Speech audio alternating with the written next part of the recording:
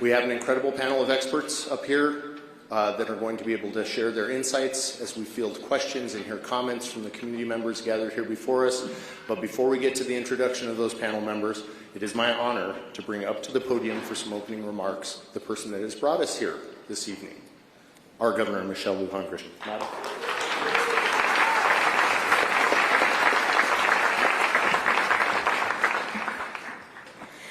The box I'm standing on is particularly small, and I can only guess that's because of the rest of the panel is particularly tall. I got a very kind welcome, and I'm incredibly gratified to see so many people here. I was doing a lot of these kinds of town halls on a number of issues around 2019, and actually I started some of those roundtable discussions about the economy and public safety and education and a number of things right here in Las Cruces. And then COVID and fires and floods and all relatively hard to deal with, but nonetheless, it's been too long since we've had just a public discussion. Now, I'm assuming that we're not all going to be on the same page for a lot of things, and that's fine and good. As long as we treat each other with respect, you can expect that from me, that this is about calling out directly issues that you're concerned about so that we know what they are, so that we can all work to try to resolve them, and to get a sense about how people are feeling about this issue in the state.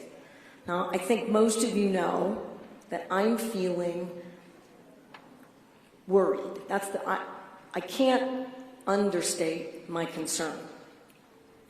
So I drive around the state a lot. I'd like to fly around the state more, but I think we finally, through the legislature who is here, who funded a safe new twin prop engine, I think we have it. I don't think all the pilot testing hours are done. So, long story short, I drive. And every time I'm in a community, I'm beginning to see more and more risk. And unrelated, but part of a growing sentiment of hopelessness, I know that many of you know that I've been out picking up trash, and I actually got some money from the legislature to do something about cleaning up New Mexico. And in that effort, what do you think I'm finding? Needles, drug paraphernalia clearly related to smoking fentanyl, alcohol, cans, bottles, and not just a little, a lot.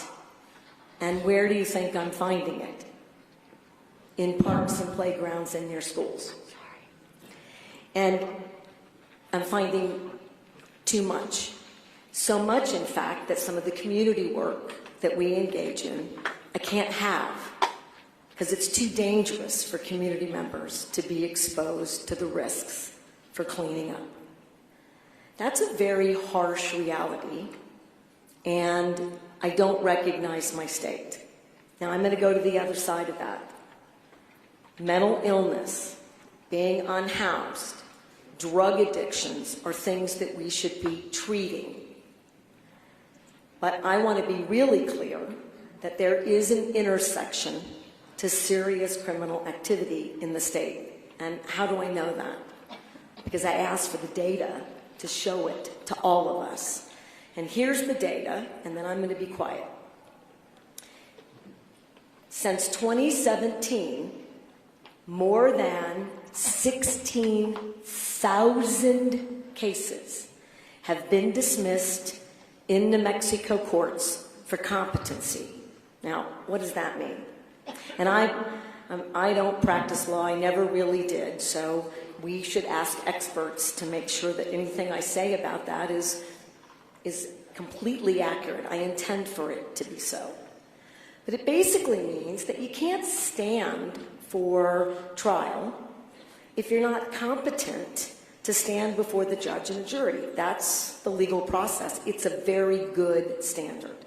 Otherwise, we would just prosecute people who have no other, right? It's not their fault to have a significant mental health issue. That would be unfair. But in doing so, they don't go to treatment, they just go to the streets. All right, so I want to repeat that. More than 16,000 cases since 2017, and people, which I can't think of anything more inhumane, go right back where they were, in a very unsafe environment. Number two, well more than 5,000 of those cases since 2017 are very dangerous felonies.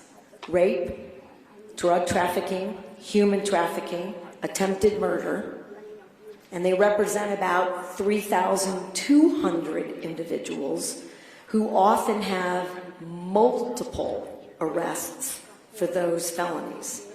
So now I want you all to think about that for a second, because this is where I am.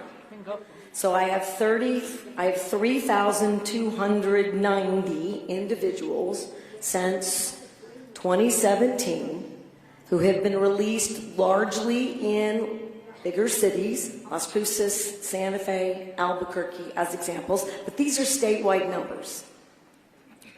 These are individuals that are often, in addition, before a judge 30 and 40 times a year. That makes no sense. And so many other states have changed their laws because our laws are antiquated. Two more things, I'm going to be quiet.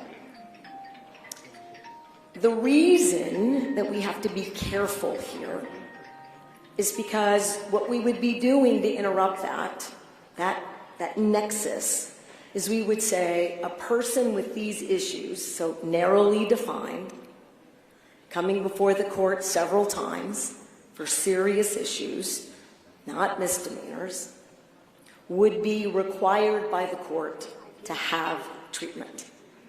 In a court-ordered, if you don't go, you're not inpatient, then you are in trouble with the court. You must go until you're able to stand for the charges and let justice system do what it does. So this notion that we would just put everyone in jail is false, because that's illegal. Two, that we don't have enough beds. We've got an expert here in the MCOs. We're not going to be able to, we're not going to have 3,000 people all at once. The truth is they're all over every community, not even sure where they all are. But we can handle hundreds a year, right? Hundreds. And the purpose really is that the people who are also living unhoused are trafficked and preyed upon by these very same individuals who are also creating incredible risk in our communities. Last thing, and I proposed many bills, but the competency and the commitment bill is the nexus that I think must be addressed for this state to get its arms around the growing challenges that we have. There isn't someone I'm willing to bet, even though we expected 200 and we have 500, that isn't impacted by this issue directly or indirectly. And so I want to make sure people know that we all are going to have courage in this space. None of this is easy.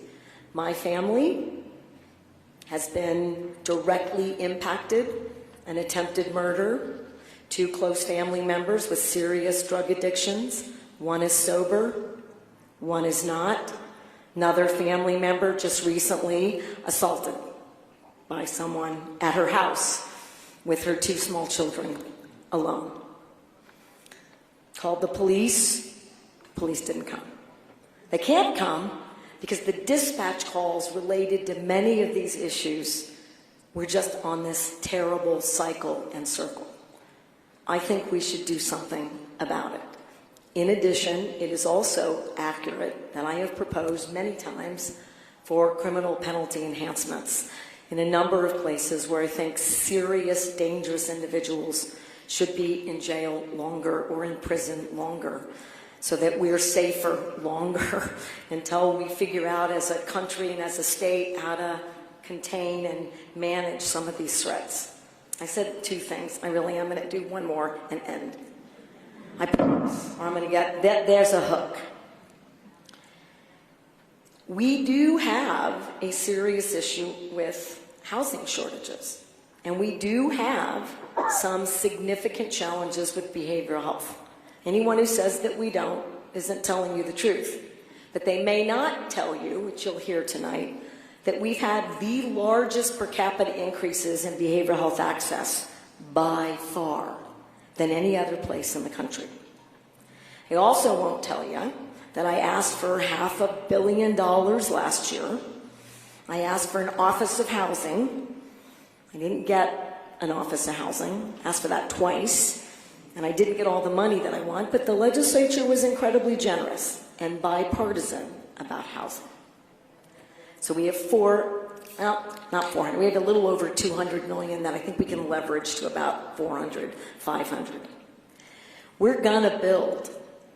And I know that we're gonna be successful at building affordable housing because we're gonna do a lot of it on state land, which means I don't have to deal with a lot of the zoning and other things, but I would not minimize protections, quality housing, and environmental justice for everyone here. So those standards would stay.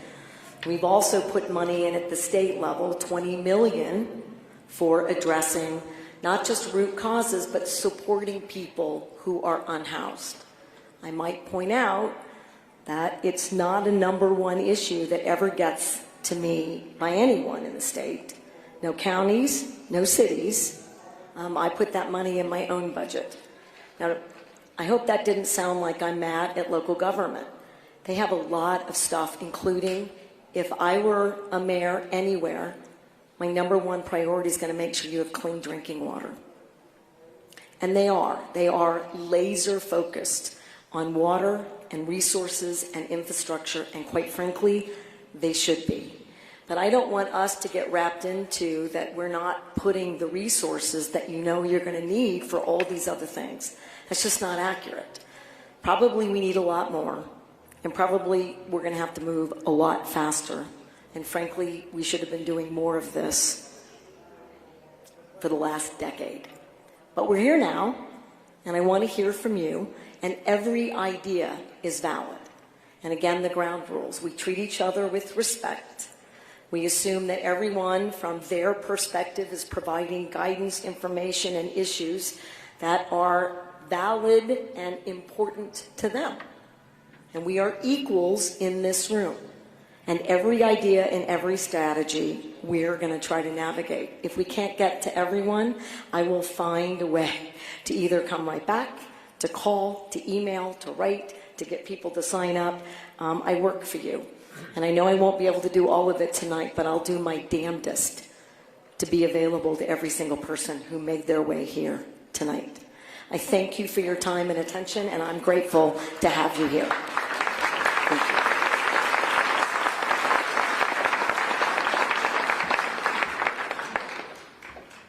Thank you, Madam Governor. As usual, appreciate your words and your leadership. I'm going to recognize a couple of folks here in attendance real quickly, and then we're going to get to the matter at hand, which is hearing from this community. First person I'd like to recognize is President, and if we could hold our applause to the end so that we're going to be able to recognize all of these folks at one time. Thora Walsh from the Mescalero Apache tribe has joined us here. Thank you very much, President, for being here. The governor clapped, so everybody can clap. Public safety professionals. I was in this room for many hours this morning when we were setting up, and it was 1/3 this size. There are so many representatives from the public safety space. Thank you for your attendance here today. It is incredibly meaningful. When you introduce them, could they stand so that we that don't know them could recognize them? Absolutely, sir. That's a great idea. The request from the front, in case folks couldn't hear it, was that when I recognize you, if you could please stand so that the community can recognize who I have raised attention to. Obviously, public safety professionals here are too numerous to be able to recognize individual, but there are a lot of them, so thank you. Also, I'd like to recognize our armed forces service members and veterans especially. Thank you very much for your service and your attendance here today.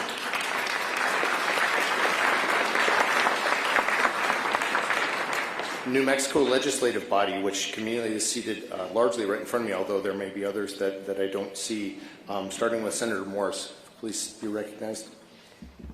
Thank you, Senator. I will try and speak up. How is that? Senator Diamond Brantley. Thank you, Senator. And seated next to her, Senator Joseph Cervantes. We have many municipal and county elected officials in attendance here. Again, today there will be too many to list, but thank you for your service and your willingness to serve in these communities. We have many leaders from the Las Cruces and Doña Ana business community. I want to recognize those folks in attendance here today. Thank you very much. And last, but certainly not least by any stretch, the members of the community that have driven from far and wide to join us here today. I want a large round of applause for the folks that I have introduced, but mostly for yourselves. Thank you, community Las Cruces.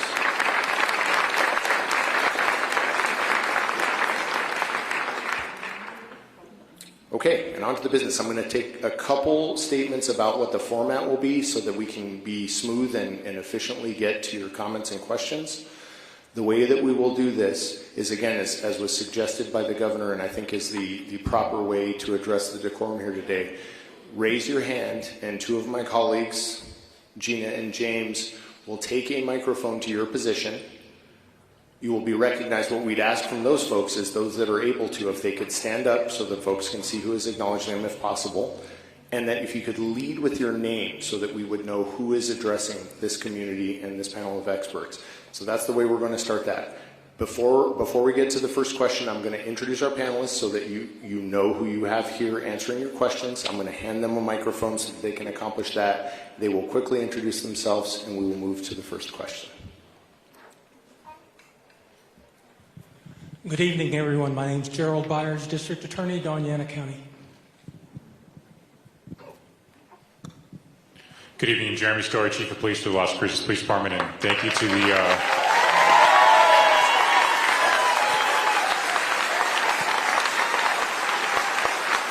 thank you guys for being here. This shows that Las Cruces cares about public safety, and we care about making a difference and making a change. Thank you. Good evening. My name is Jamie Michael. I'm with the county's Health and Human Services Department. I serve as the director.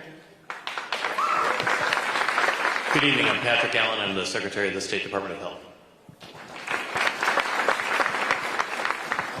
Thank you, distinguished panel. Additionally, we have many members of the New Mexico Executive Branch Cabinet here. General Aguilar is here, Secretary of Public Safety Jason Bowie, and Secretary of Corrections Alicia Tafoya Lucero. Many of their staff members are here additionally. So thank you, secretaries, for your leadership and your willingness to be here, and thank you, panel, for your willingness to stand for questions here in this community.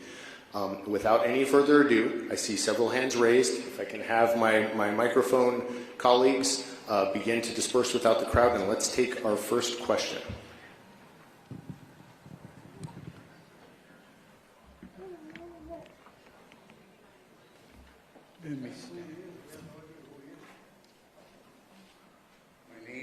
My name is Pablo Hernandez Borunda. I was born and raised here in Las Cruces 80 years ago. I live in the same home where I was born in 80 years ago. I've been very active in our community for many years, and I want to thank you, Governor, because I met you when you were a young woman. When you came to our help, when we asked the state for help on repairs that we needed at the East Side Community Center many years ago. And it was because of your help we got remodeled, got air conditioning system, and it started back then. So I served my country when I was 18, 19, and 20. I was twice combat veteran during the Kennedy era, during the Cold War, when the Cuban and Russian Missile Crisis. I was on the Bering Sea in the first line of defense to protect our country back then. Then, in the early part of January of 1965, we were the first part of the elite team when Operation Rolling Thunder began the bombardment of the Ho Chi Minh Trail out of Cambodia. So, having said that, I served a total of 6 years in the military for my country, and I hate to see where our country is headed at this point in time. And I want to thank you on behalf of the American GI Forum, which has granted me the opportunity to invite you to a meeting after our convention in Washington, D.C., where all of these issues that I'm going to speak about today will be discussed in Washington at that convention. And he also wanted me to extend an invitation to meet with you personally, and he'll fly down from wherever it is that they're going to be to meet with you in San Jose after the convention. So, having said that, I want to say, having been active in our community for many years as part of the community, we championed the first, what I call, disgraceful conduct of our city of Las Cruces government, when the Home Rule Charter was adopted, which gave the city mayor and the city council and the exclusive rights to manage our city whichever way their policies dictated, thereby then eliminating the state of New Mexico responsibility. And the only time that the state of New Mexico enters to help us when we call your office and ask for help is during the election cycle and on April the 15th when the tax man comes knocking on our door. I have gone for many years to city council meetings to get the mayor and the city council to deal with the drug addiction, to deal with the homelessness, to deal with the drug addicts in my neighborhood. And I have never gotten any help. What I do know is that those drug dealers are selling, the Las Cruces Police Department and our city government allows these drug dealers to sell their drugs in close proximity to 3 churches, to the federal program of the Fielders Safe Haven Home for children, next to Washington Elementary School. And each time that I've gone to city council meetings, which have been many times over the years, I get no help from our mayor, our city manager, and or our city council representatives. I have contacted the county sheriff department, Stewart, to report drug addiction, drug sales in my neighborhood right next door to me. And no one from the police department or the sheriff department or anyone from the authority of government helps us.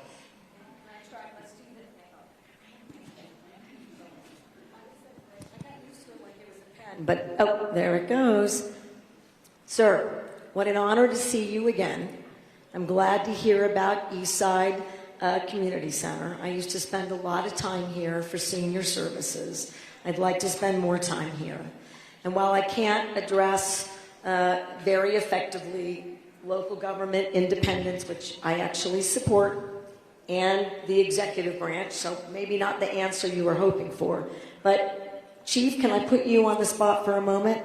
Perhaps the chief and secretary, we would like to have more patrolling in that neighborhood. Let's start with that. And that's something that we can do. We've been putting about $130 million into additional police community policing efforts. And I, for one, would like to see, and we've spoken about it, more patrolling. But we need more resources. So we're leveraging right now. The goal is to hire probably another 1,000 officers statewide. And for everyone in this community, New Mexico has fewer law enforcement officers today by far than it had a decade ago. So part of this issue is that we stopped investing in public safety. And that's not true anymore. We're investing, but like a doctor, I can't just, you're a police officer. Doesn't work that way. They need to be skilled, highly trained, and it's been hard, but we're moving the needle there. So let's start with that. And is that all right if I support you in that effort, and then we'll see where we go from there? And the chief will tell you that he's got sufficient resources for now to bolster, to recruit. So if you want to be a police officer, please come see us. And then we'll get some more money for that. So that's how we'll deal with that one right there. So everybody hear that? We need more police officers. We're investing. We are thousands less today than 10 years ago. Let's catch up.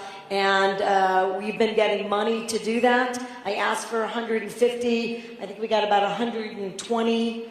And we've included firefighters. And I have every intention of trying to double that number in the next legislative session and hope to get that appropriation over the finish line. Thank you, sir.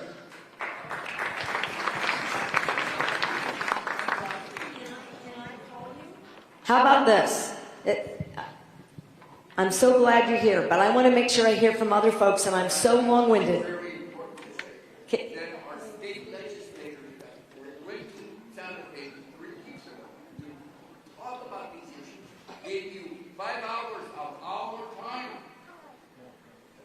and walked out on you, and none of these issues were resolved.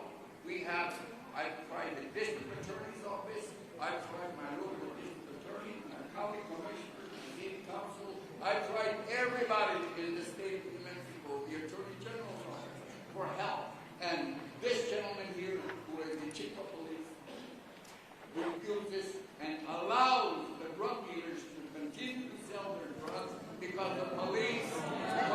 No booing.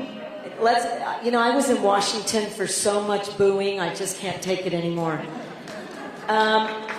We are not Washington, D.C. We are so much better than that in New Mexico. Sir, I hear your frustration, and I am gratified by treatment. Okay. All right, but okay, right now, I'm going to make you write your phone number right there, and then I'm going to call you, so... All right, don't hurt my feelings. Okay. All right, sir. I'm all for you 100%. Thank you, sir. My name is Donna Stryker. I'm here for Businesses for Safer Las Cruces. My question, thank you for coming, by the way. I really, really appreciate it. And I think many, many people in this room support Chief Story, and that is not our experience, that we get a lot of response from our police and a lot of concern and care, and I want to support that. My question, Governor, is that many of us were very frustrated when your special session was adjourned. Very upset. A lot of people worked very, very hard. Chief Story was one of them, I know. And my concern is that many of us in this room sent emails, phone calls, texts, no response, radio silence. We don't exist in the southern part of the state. It was very discerning. And so what do we do? What do I do personally as a citizen and a voter between now and January when the next session comes? What can our group do? We're very vocal. We're very peaceful. We're not political. We don't have an agenda. We're grassroots. What can we do to get the people in the legislature to listen to us and have a conversation with us and not dismiss us? It's very frustrating. What can we do? Well, you're doing it now, and me too, and I'm going to stand up for your legislators. And I think I've said this publicly. Legislators have an independent responsibility, and part of it is oversight and pushing back on an executive that tries to just do a bunch of stuff. Now that I said that, I disagreed with the legislature too. I called the special session because I think this is so important. And I get these phone calls. and I get videos from people, and I see the police reports, and I'm picking up needles, and I shouldn't be picking up needles, and I pick them up in my neighborhood, and I live in the most protected house in the state of New Mexico. I am always safe. Shouldn't that be the standard for every New Mexican? That should not only apply to me, but why does it apply to me? Because I have round-the-clock police protection. That says a lot, doesn't it? And when I moved there, there wasn't fencing, there weren't the cameras, because it was a lot safer in 2019. It is not the same place, even 5 years ago. I'm hoping that this is not a legislative versus federal government. The delegation, you should know, including Representative Vasquez, is working on border security, more public safety, more community investments, and we're aligned. They want me to do my part so they can do their part. The legislature's job is to make sure we don't go too far. They will do that. I don't think any of these proposals, if you're a drug dealer, you should spend more time in prison if you're convicted. If you are selling fentanyl, you should spend, if convicted, more time in prison. If you're a felon in possession of a firearm, a 15 and a 16-year-old were just shot dead in Alamogordo by an 18-year-old who was part of, potentially, still being investigated, somebody else who I would bet my bottom dollar is a felon in possession of multiple firearms. Why are they out? So, well, thank you. I don't understand it. I don't think these bills, in large part, frankly, go far enough, but it is a step in the right direction. And it is also true that people serve, in large part, less time if convicted in New Mexico than any of the surrounding states. Ask the U.S. Attorney, ask any, it's everywhere. Ask any, the feds, which is why we try to get people to meet a federal prosecutorial level, because they're going to, if convicted, we're going to be safer. But that is not true in the state court system. I think we were clear that New Mexico is and we're different. We are poorer. We are a multicultural state. We are clear about the potential for discrimination. We are. But somehow, that set of premises and values didn't keep up with the kind of risks that are ever present in our neighborhoods and communities. And so I submit to you, we're going to do both. Prevention, values upstream, and bad actors need to be held accountable. So being here, what if I were to start a statewide petition, and what if our goal was to get 500,000 New Mexicans who say enough is enough? Done. Okay. All right, I'll get it out today.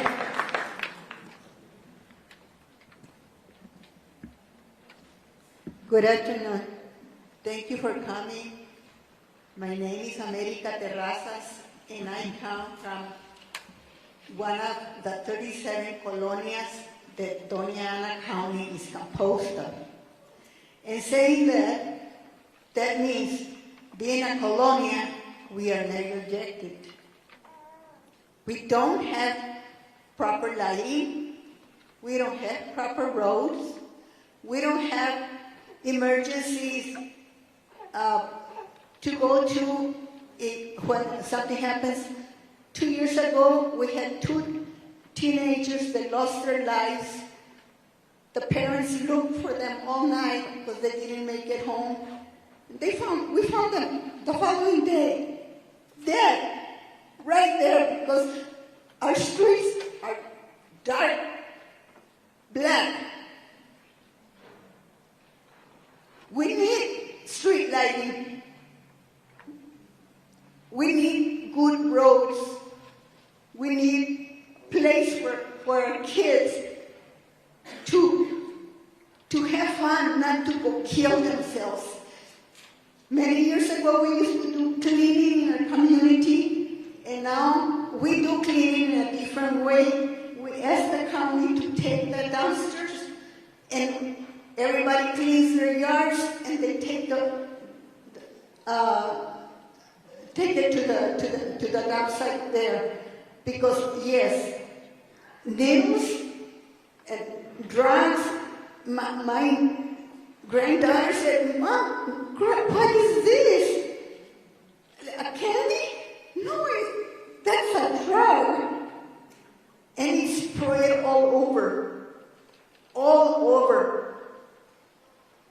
And we have no policing. Whatever happens, 2 weeks ago, I had an accident, and it was on the other side of where I live right now. And, I mean, no policing. Everybody is loose. And kids, they have better armory than our forces. Everybody has a gun. Please help our directors here, our county with their budget, because all they can tell us, we don't have the budget, we don't have the money. We can't give you a light bulb to light your street. So I don't want another kid dead in the morning because of the street lighting. And kids are kids. They'll be driving no matter what the speed you put in there. Couple quick ideas. This thing is scary. It's off, and then I sound like the voice of God. So I apologize if I'm hurting your ears. All right. On the lighting. Lighting is a public safety issue. The state is right now, we're about to light up downtown Albuquerque. Now we're about 4 months behind schedule, and it's not really Secretary Bowie's job, but I'm going to give it to you right now. You get that sucker on schedule, and then you get, and Diego Arancon is, where are you? He's hiding. Wherever that guy is, if I have enough money in my generic public safety bucket, I don't know, I will fund lighting for as many of the colonias areas with the current infrastructure that I can. Whatever we don't do right now, I will put into my capital. So the legislature is very generous. They give me a percentage, and our budget is quite healthy. So I know, and they don't micromanage me. They let me put whatever I want in there. That's not, most governors don't get that. It's a gift in many ways in New Mexico. So when I say I can put money for lighting for you in my budget, I know that I can get that delivered. So I'll take care of that. Let's hope it's not $100 million. I'm spending, just so the senator knows, on some of these budget commitments, I think we're spending right about $3.5 million in Albuquerque. So I don't know what this will cost. It's a much bigger area, so I don't know. But I'm hoping it's in a ballpark that allows me to spread money to all the counties. And then I'll work with the county and others on other issues, including some things for kids nearby. So let's start there, and thank you for your comment.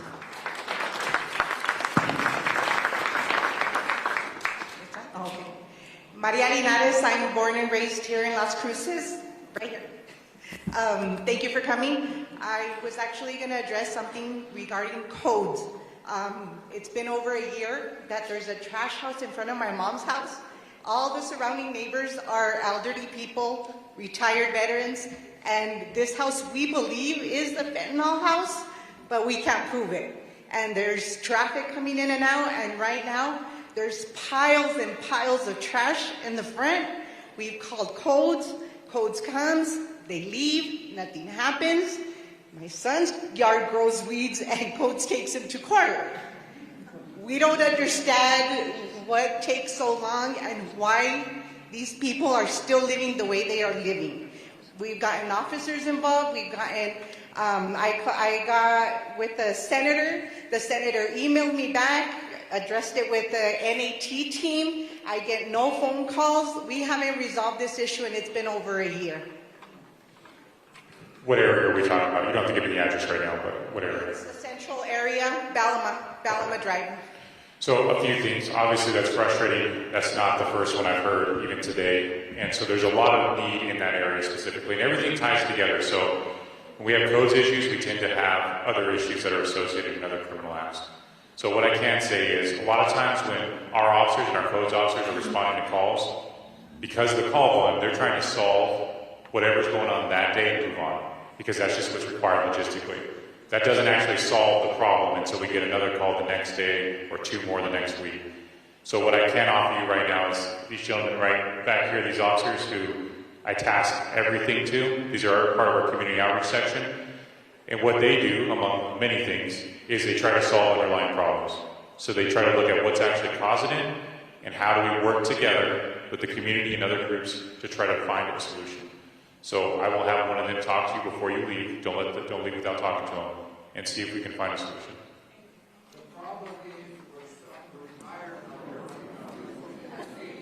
Okay, just for that, we're not going to get to have coffee for 3 hours, just 2. Okay. All right, sir. More for me.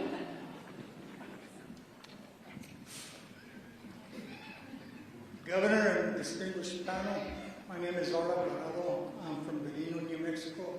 It's about a little community, 4 miles northwest. We've been exposed to asbestos. They built affordable housing on top of the landfill. It was very contaminated with toxic material from fertilizer, from farmers dumping 55-gallon drums of toxic chemicals, and all medical doctor's office dumping medical waste.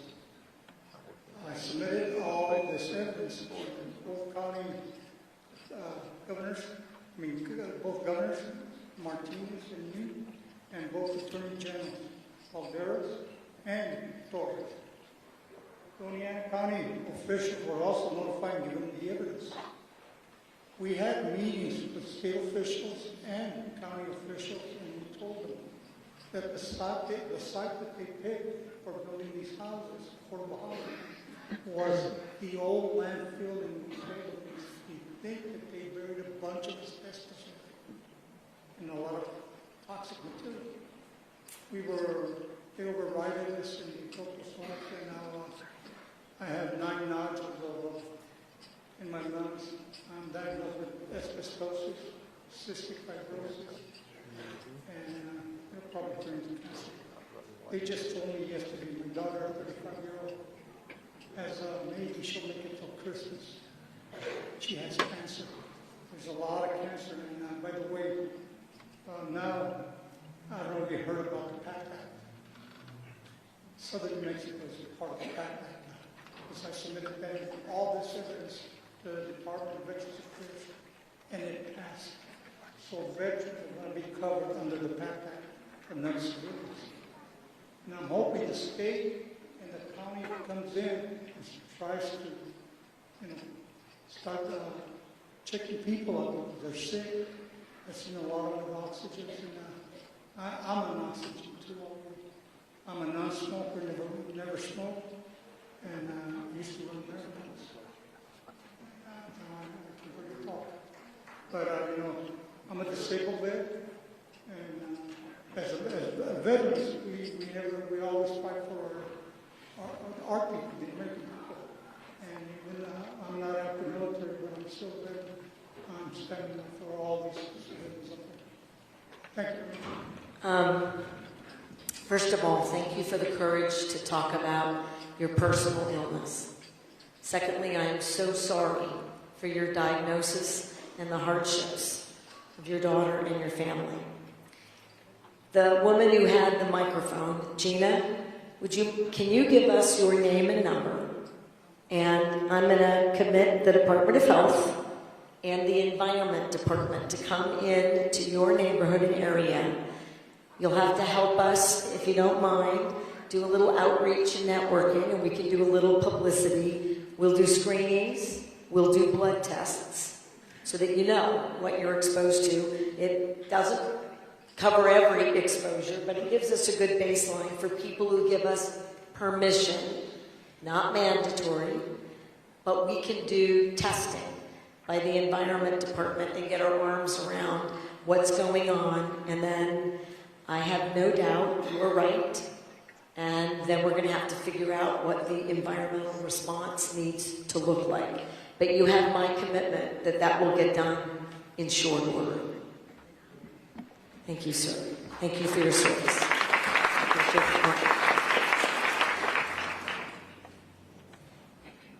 Governor, thank you. My name is Tammy Sprague.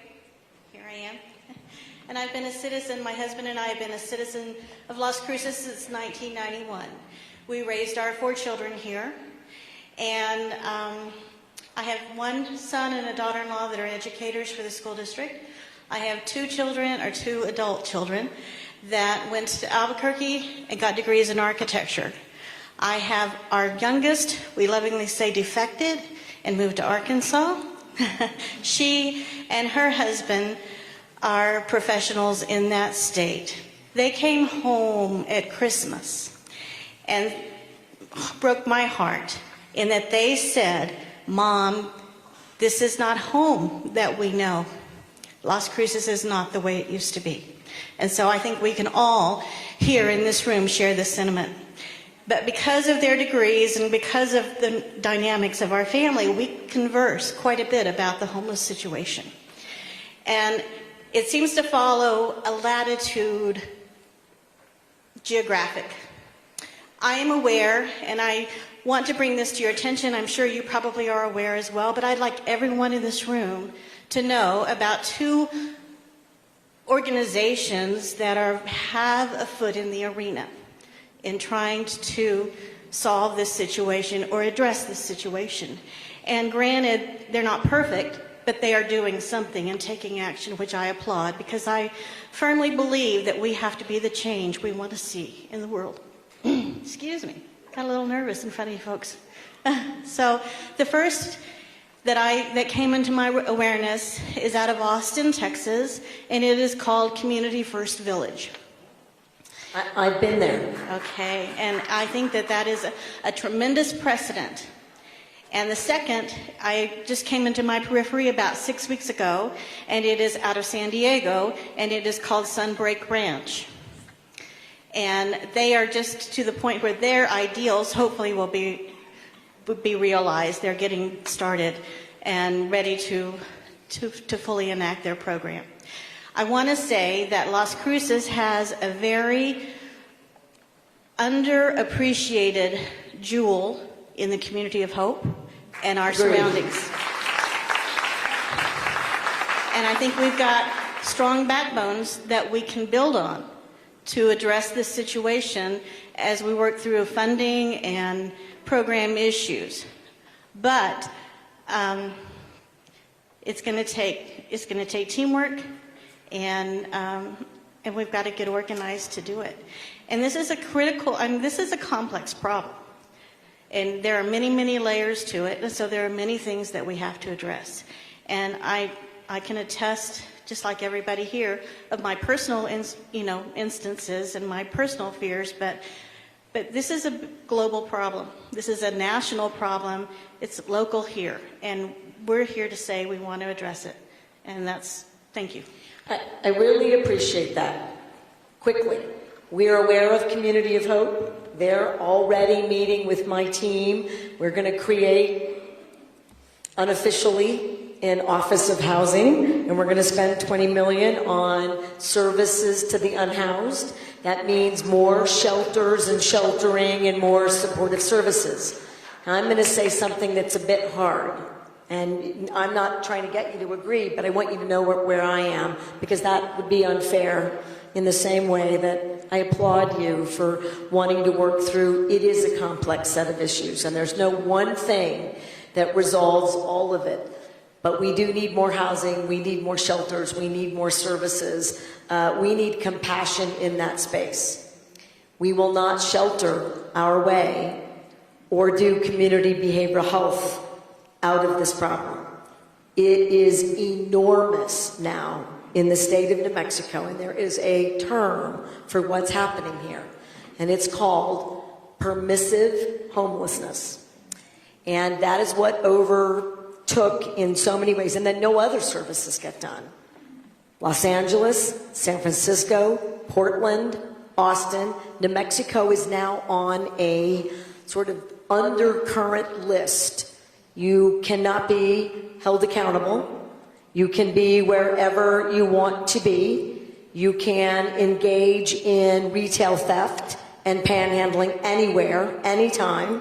You can be part of an organized effort to do that. People are coming here. They are being sent here, and shelters, I can't speak to community of hope, and I wouldn't probably believe it if I heard it.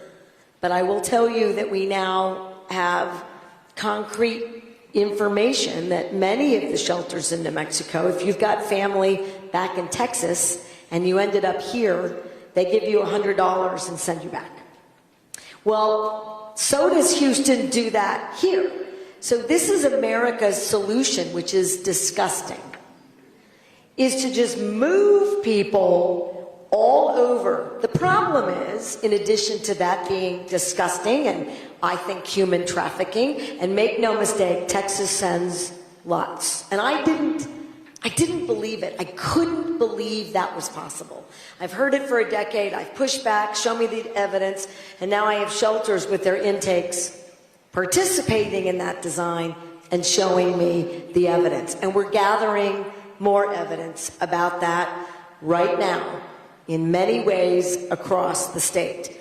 We cannot solve America's unhoused crisis. We also, they don't screen. So you don't know who. It could be someone who's drug running. We have no idea. This creates significant risk for the shelters, for the neighborhoods that they reside in, for the people who volunteer and work there, and for everybody else. So I just want to say that because it's so complicated. It is all of everything. But I do want to highlight that the points you make, I would, and it doesn't matter whether I agree with you, I work for you. But the Austin model is one we're looking at. I haven't been to San Diego. Mr. Baker wrote it down. I will send someone over there fast. I've been to shelters and programs in St. Louis, in Kansas City, in Manhattan, in Chicago, in Dallas, Austin, Houston, LA, San Francisco, Portland, Salem, and I know I'm missing some. I have been looking. I have been researching. I have been paying a lot of attention to this issue.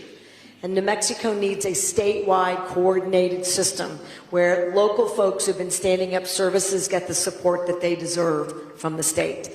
And I'm going to keep asking for it until we have enough resources to stand up the stuff for anyone that wants our help. Thank you.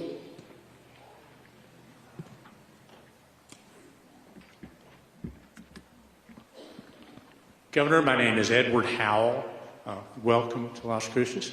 How many people in here have been touched by crime in the last year? Raise your hands if you would. Okay, there's your problem. Problem is crime. It's not a housing problem. The issue that we have to deal with is getting these people who commit these crimes arrested and put in jail. Not put in jail and released the next day or that afternoon, but put in jail and prosecuted for their crimes. Now, Governor, sounds like I'm preaching and I don't mean to. The problem with the laws that we have in the state of New Mexico originate in Santa Fe, not in Las Cruces. And so for those problems to be resolved, your legislature, the House and the Senate, or whatever they're called, need to pass laws that impact Las Cruces and Albuquerque and Santa Fe and every other city in New Mexico, so that these people can be arrested by our great police department here, put in jail, sentenced, and put in prison. Because if they don't, it's just like a revolving door. They arrest them. We were at a meeting with the chief of police at the city several months ago. He said they arrest them in the morning, and the next day they're back out on the street. That does not work. So the onus is on you, Governor, to get your legislature to pass these laws so that these criminals can be put away. Thank you. Well, thank you. I accept that responsibility. I will say that the legislature has, in large part, rejected every single proposal, including pretrial detention. And I hope they're hearing you, because I didn't need to come here, but I'm grateful that I did, to know that these proposals are critical. And I believe we've asked for pretrial detention, which stops this revolving door for everyone, and then this competency, which stops a revolving door for a group of very dangerous individuals who are drug addicted and or have a mental health issue. And I'm not getting very far. So the people who have power over the legislature are in this room. I've asked for many of these proposals, many, not all, since 2019. Now, I'm going to defend the legislature too. I make it easy up here. To everyone's point, there are some complications, but I see no reason not to have these bills already done, already enacted, and I submit to you that if they had been enacted, we would be far safer today than we are.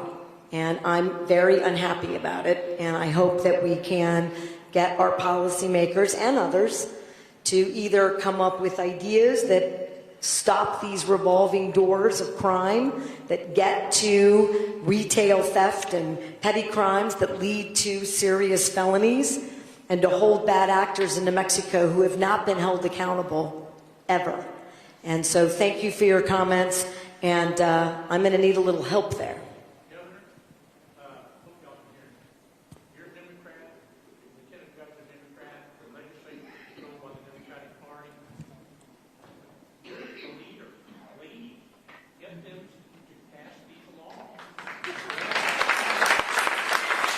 You're right. And, well then, Mark Moores, get that shit, would you, passed. Here's the guy that's the leader of the Senate Judiciary Committee is here. He represents this area. He's not a Republican, but I know that you are. But what I'm saying is, I'm here not to do it's the legislature's fault or my fault, but to make it clear. I am asking for these things. Sounds to me like many of these things were on the same page. I don't think that enough city councilors, county commissioners, legislators, governors in America about these issues are working very well together to get them resolved. You have me at hello. I will keep introducing, I will keep calling them together, but they need to hear from you, and they are today. So I appreciate that they're here, and I appreciate the work that they do every day. Thank you, sir. Hi, my name is Erin Ward, and I've been a resident in Las Cruces for about 15 years.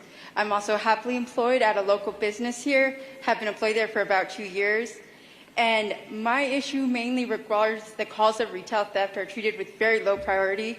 And we've even been told that they're low priority. And I understand that we're dealing with a lot of issues in this town, and I'm not trying to say that our issues are bigger than anyone else's. But I think that there's a misunderstanding that these issues of theft very quickly escalate to issues of violence.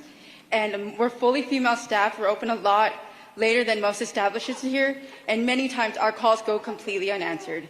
And the thing about it is it's more than just theft. Most of the time, these people turn violent. We've had our whole entire store lit on fire, and we didn't get any type of response until 3 hours after the original call. It's dangerous, and these issues are not small because they grow into bigger issues, and retail theft is treated as so low priority that often we don't even get a response at all. And it's dangerous for us, and we're good people that work really hard, and I feel like that I can't speak for every retail worker, but I can speak for my own store.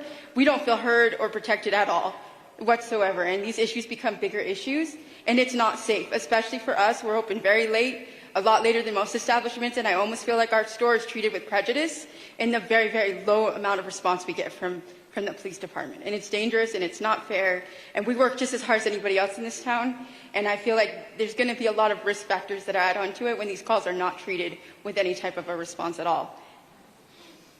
So what can be done to kind of address these issues with more of a sense of urgency, because they do escalate, and I've seen it, and I've been a victim of it, and I feel like a lot of retail stores here feel the same way. I started part of this quest, and I did it in my introductory remarks. I mean, you can't unsee the risk that's in our communities. It is everywhere. You can't unsee it. I don't need, and I bet you don't either, any of the actual data, although we have it. You know it. In Santa Fe, that's where I grew up, I can't go to a single retail store or grocery store in that city without witnessing a theft. Not one. And my own detail have detained the individuals who are stealing. So I'm going to have the police chief answer, but I have, and it's more of a problem. And then we need to talk about solutions. Because they're responding to almost a 60% increase in violent crime here, this is happening everywhere. They respond to the most serious crimes. And so this is what's happening to us. We're in this spiral, and it's escalating. Well, I can't go to that misdemeanor. I can't go to that retail theft because I'm responding to a call about a homicide.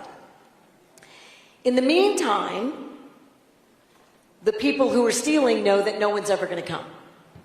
And with the number of handguns in the hands of people who should not have them, not responsible legal gun owners, they are never our problem. But the likelihood, if you stop someone or interfere with that someone innocent, including yourself, gets hurt, is high, including people with knives and machetes, because I've also run into that personally.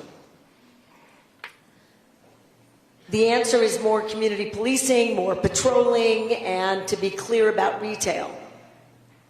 But we got to deal with the serious stuff. I have some interesting ideas about having the state, through cities and counties, think about a reduction in crime security team. And I don't know what that means exactly yet, but we don't have enough police officers, and that's an excuse. Doesn't solve the problem. But I need to figure out ways to give you more resources so that it's all of the above. And we're pretty good at working stuff out. I'm committed to trying to figure that out, but I want you to know that is the tipping point. You are correct. It is, in fact, the tipping point. And in fact, we passed a law that says that we think it's all related. So if you keep stealing, we know that you're part of an organized retail theft effort. It is organized. But if we don't ever arrest you, and then we don't ever prosecute a single misdemeanor related to theft, and I can tell, I'm speaking for Santa Fe, not Las Cruces, Mr. DA. They just won't do it. They do not do it. Well, then I can't ever prosecute someone for organized retail crime because we never did the lower crimes to start with. So I've been really thinking about that. Thank you for saying it's happening here. I'm going to go to the police chief, but I'm in for creative solutions here. Thank you, Governor. You know, we hear this often, and it becomes a logistical issue. I do need more police officers, and we do have to prioritize calls. Dispatch prioritizes them. That doesn't mean those calls are unimportant. So we're short on officers. We're short on all these resources. That's a fact, and it's going to take time to fix that. So then the question is, what do we do in the meantime? Because nothing's not an option. So I am happy to announce something that is starting the beginning of August, which is Operation Not in Vain. Now, that operation references the death, the murder of Officer Jonah Hernandez, because after that happened, I said, I will not let it be in vain, and I meant it. That was not lip service, that was a commitment. And our officers are committed to that, and our agency partners are committed to that. So starting at the beginning of August, for the duration of the year, we're starting Not in Vain. That's a joint operation with our federal partners and with the New Mexico State Police, and we are going to target every criminal act we can within the city. Now, part of that is retail theft. We're seeing a reduction in property crime this year, which is good year to date, 7%. But we're seeing a huge spike in felony larcenies, felony thefts, primarily shoplifting and misdemeanor shoplifting. And so our community outreach officers that I point out over here that I task with everything, they also have a retail theft operation. But we need to add a lot of resources to that. So once we start this operation, a team will be working retail theft every single day of the operation to try to start to put a dent in it. And when people know that it's not a safe bet that they won't be caught or prosecuted, hopefully they'll have a deterrent effect. But even if it doesn't, we're going to continue to do everything we can to catch as many as we can and prosecute them. So that's my commitment. I don't know what store you work for, but feel free to talk to them about some of the issues. Just give them some basic information so we can follow up. Thank you.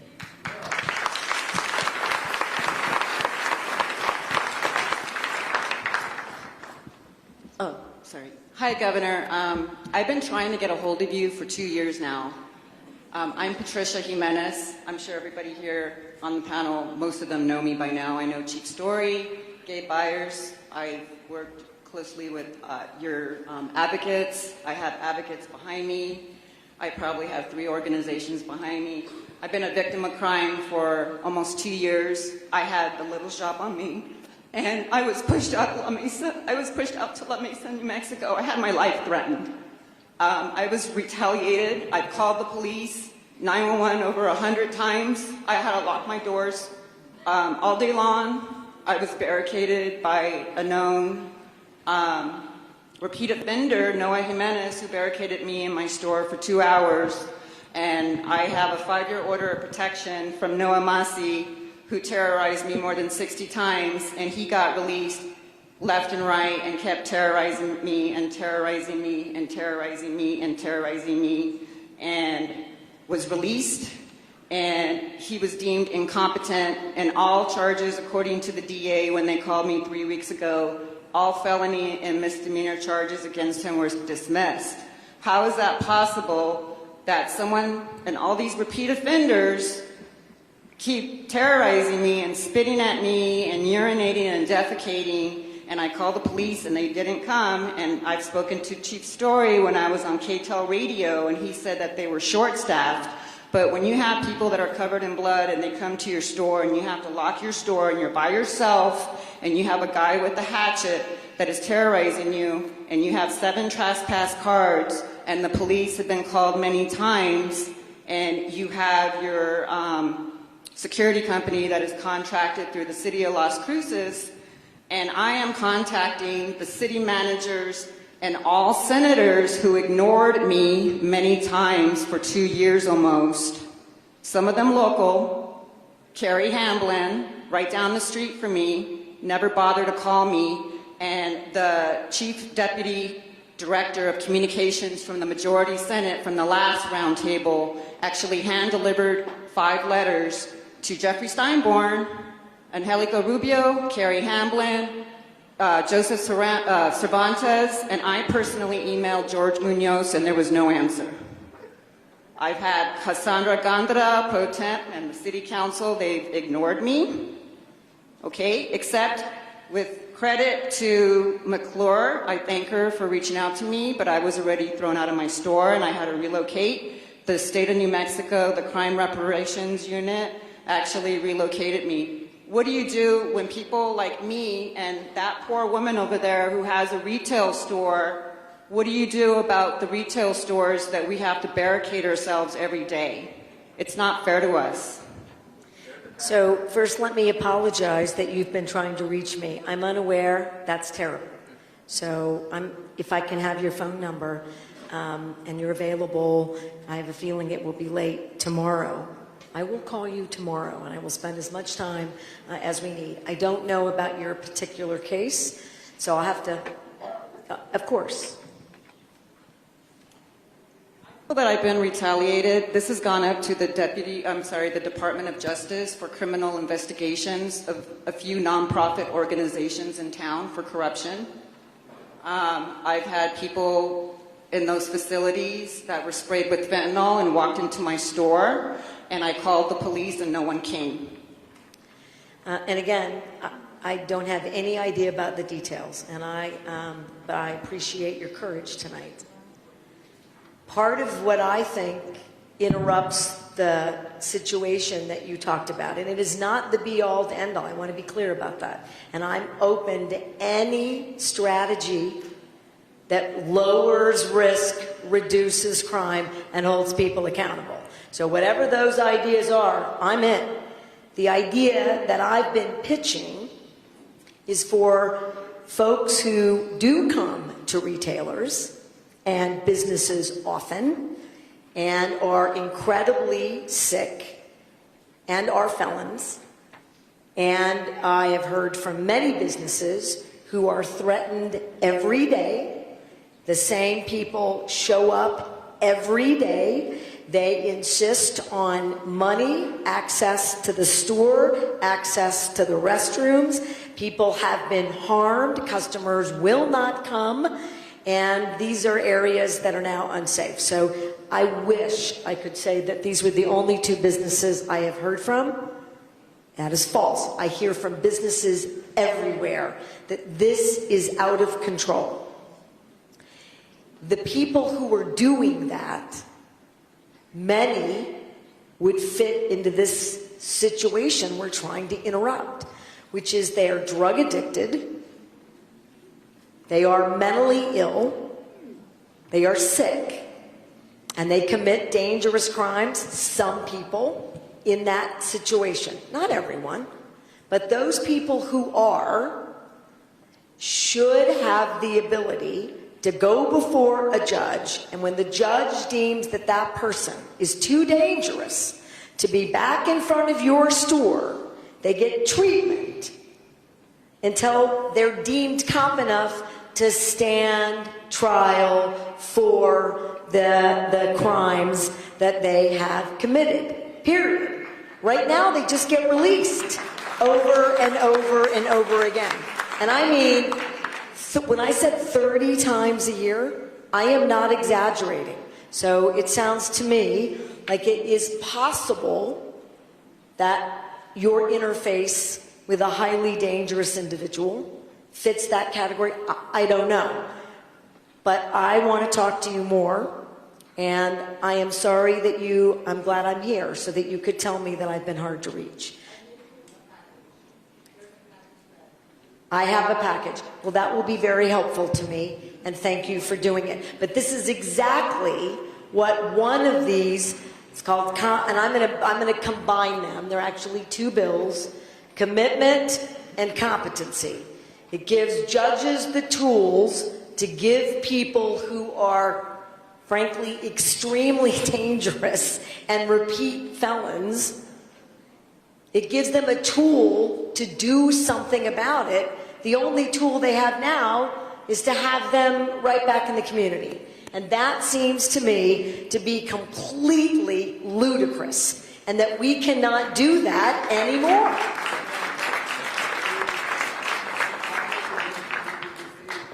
Our neighborhoods need to be safe. Thank you for your courage. Excuse me, Governor. Just want to acknowledge everyone that's here this evening.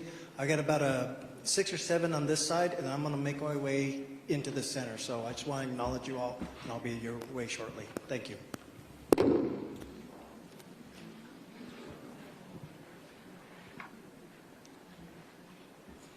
Hola, mi nombre es Merlín Gallegos. Soy defensora de la infancia temprana a nivel nacional con la comunidad hispana.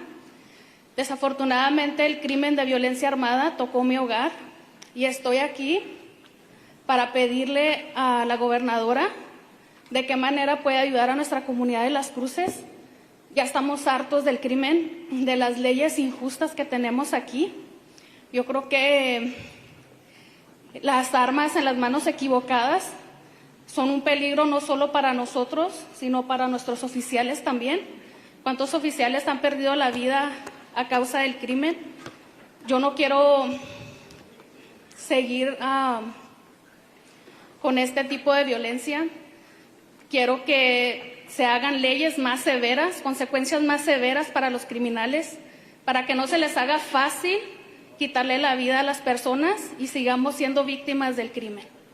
Gracias.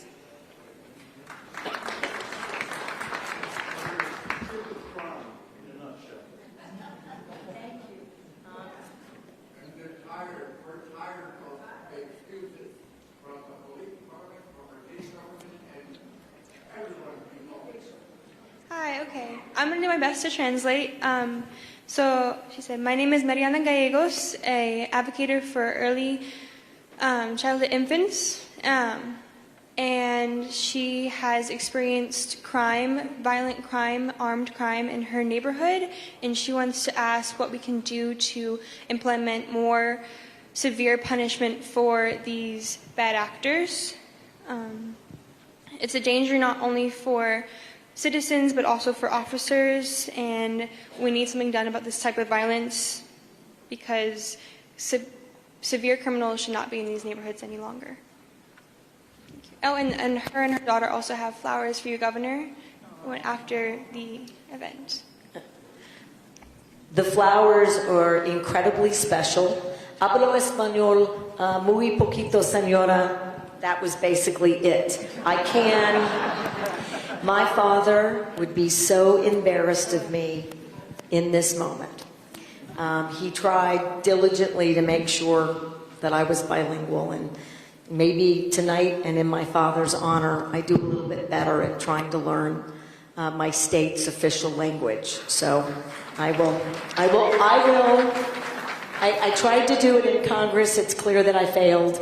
I'm going to try harder, senora. Your Spanish is beautiful. Muy bonito. Bonita. We need more police and we need stiffer penalties. I agree. And we're asking for them for dangerous felons, felons with firearms, drug dealers, dealers with fentanyl. I'm open to others. The debate is this, I don't want to spend too much time on my answers, but I just want you to know I'm hearing you. I see you, I hear you, I'm frustrated too.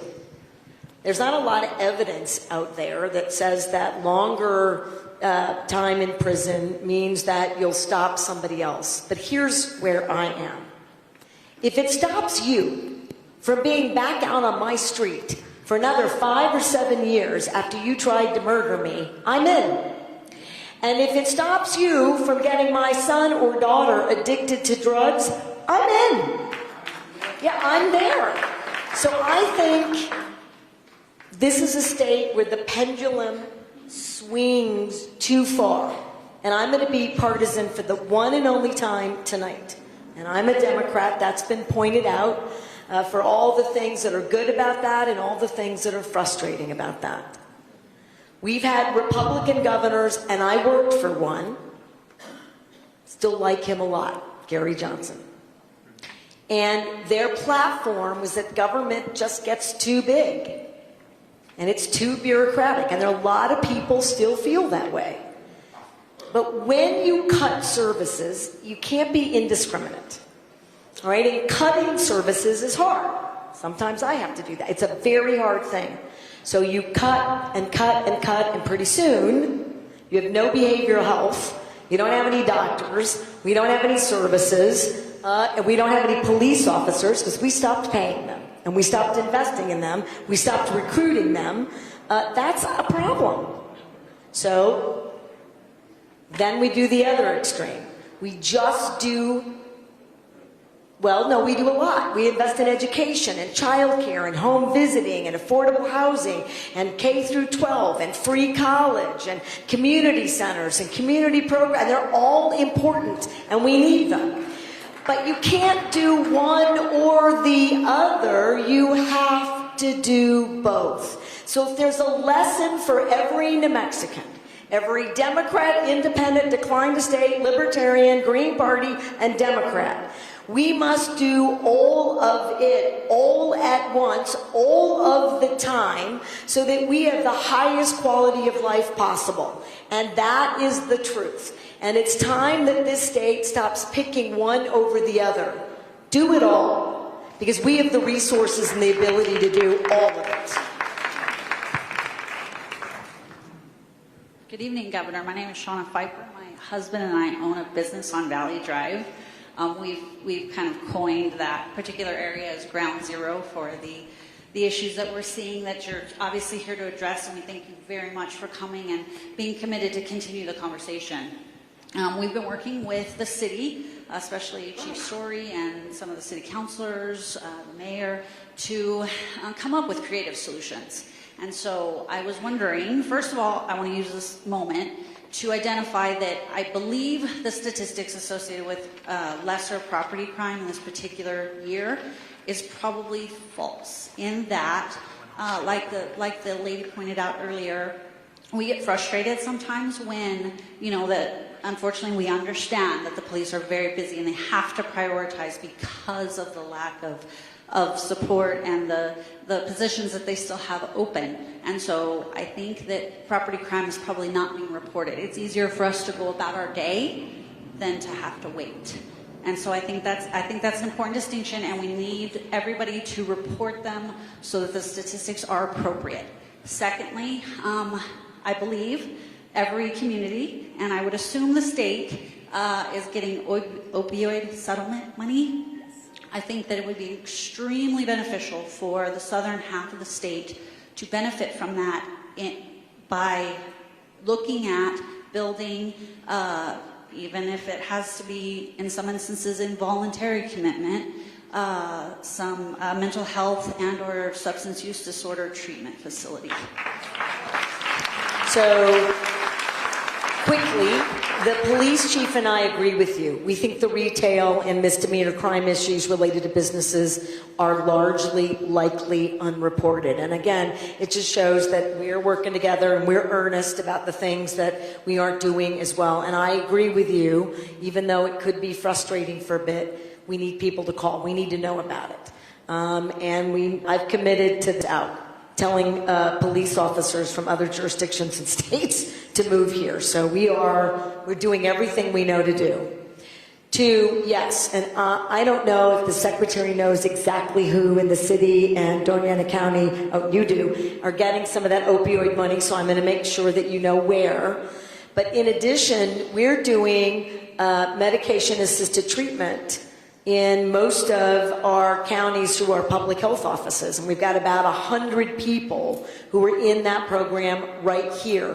We are also on the clinical trial wait list, New Mexico is, and I want it right now, for permission to use other addiction strategies that are proving to be quite effective around the country, but you gotta get permission. I expect to get permission, Gina, soon, Monday, please. And more is coming, and more community-based health services are coming as soon as the federal government approves my multi-billion-dollar waiver. So we're doing that. We should do more. The bigger issue, not that we're where we should be, is that, and I really want to say this, so I have the microphone, and Ben Baker's afraid of me, so he's going to let me say it. Most people who really need behavioral health treatment are not asking for it. There are some people with significant specialty diagnoses, and I assure you the state isn't doing enough for them. And we're upset about that, and we made it clear to the healthcare companies and hospitals, they better get it done, and we're creating better systems for people to tell me when their healthcare provider's not giving them enough mental health support and specialty services. But you hit the nail on the head. People need a process, and so do families, to require humane, constitutional, temporary, mandatory treatment. And people don't like to hear that, and this is not new for me. And just to put it in perspective, particularly for the gentleman, and he's right, I have the big job, and I'm lucky to have it. He is also right. I'm the leader of the state Democratic Party, if you will, but I can't boss them around. If I could, I wouldn't be here. And that's also the way it should be. You don't want too much power in one body of government. I believe in those constitutional separations, and my sense is that they still are meaningful for this democracy. So I want to be careful that I shouldn't be flip in this moment, but I shouldn't be able to just tell them what to do. And we have some distance. But just to put this in perspective, Las Cruces and Doña Ana County have the state's best mandatory, outpatient assisted treatment AOT program. Those laws were sweeping across the country in the early 2000s because a young woman named Kendra was thrown in front of a subway in Manhattan by a person who was severely mentally ill, who kept getting off his medication, whose family couldn't commit him to services, and an innocent woman lost her life. Cities, including cities here, primarily Albuquerque, then Mayor Marty Chavez, convinced Governor Richardson to go after that particular law. Important to note that I was the Secretary of Health, and I signed on to a letter that said that was mandatory treatment should never be required. I'm going to say that. I know. I saw someone go, what? I did. And so did every other cabinet secretary. And the governor called me in. I don't know why he didn't call the other cabinet secretaries. I'm still mad about that. And said, you're going to run this bill and you're going to find a way to believe in it. And I decided that people deserve not to be adjudicated by a court and sent to Las Vegas in an orange jumpsuit and handcuffs because they were mentally ill. And I decided right then and there that I believed in that bill. I ran it 2 years in a row. I lost it by a tie vote by the lieutenant governor, who was the same party as the governor, and I don't know, I think they were probably mad at each other about that. 20 years almost later, Senator Mary Kay Papin got that bill across the finish line. She has since, which she doesn't ever need to do, said to me she was wrong, that we should have passed that bill in 2004. We could only get it passed without any teeth, which means that if a court tells you to go to this outpatient treatment for medication assistance, if you don't go, nothing happens to you. So no, they don't go.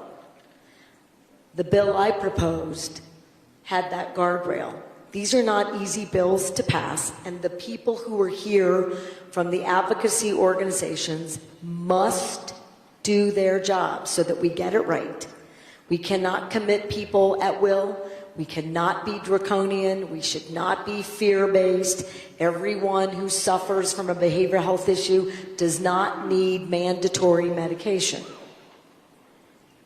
But I would tell you, I was wrong when I signed that letter. I was right when I tried to pass that bill. And the days are gone when this state can wait nearly 2 decades to solve these problems. You're right. I want to do more. Thank you. Do you want to talk about what we got? So the good news here in this jurisdiction, both the City of Las Cruces and Doña Ana County government received some of the opioid funding. Collectively, over 18 years, it's going to be close to $24 million. And your city government and county government are working together to come up with a plan and coordinate the investments of those funds. And on the list of allowable expenses is to help invest in treatment programs, recovery support programs, housing programs that will also impact crime. So there is about $24 million over 18 years, and city and county are working together to coordinate the investments. And thanks to Gina, we're going to be able to also coordinate with some of the state agencies because the state has a separate pool of opioid settlement funds. But unless we stop the drug addiction, drug addicts Hello, Governor. I'm Lorenzo Medina. I don't have that many items, but I do have a few. About 2 months ago, I went into Walgreens on El Paseo to make a purchase. And there was a young man who just walked in, dressed in black, with a hoodie on and a mask covering his face. And I watched him. He walked back in there, past the clerks, and grabbed an expensive bottle of booze, came out and ran out, and I am handicapped. I can't get out of your way. I saw what he did, and I moved to the right. He moved that way. I moved to the left, and I wasn't trying so much to stop him. But as the moment came, I looked him in the eye and said, "You need to stop what you're doing." He had that bottle tucked underneath his arm. He took his other hand, and he put a good, solid, hard punch in my shoulder. Put me in the hospital. I went on the floor, we rolled around, and he escaped out that door. Okay, you had a lady who just left a few minutes ago. It is not safe in our stores. Now, I couldn't fight him because I used to wear a uniform like these men do. If we fight and we've worn a uniform, we're going to go to jail. You can't, a policeman or an ex-policeman cannot get in a fight with somebody out there. So I didn't, but I did stand my ground. Because it's time to stand our ground. We can't let them keep stealing, hurting, doing these things. I'm not trying to imitate Mr. Trump, but it's time to fight. We have to fight to defend our state. Can't do this anymore. Drugs on the street, that is an issue with me. I have a son who's an addict. He's trying, but he walks in the door and he says, "Dad, you can get it anywhere over here, just down the street over here." And we've had him treated. He is mentally ill. So I'm listening to you about your bill.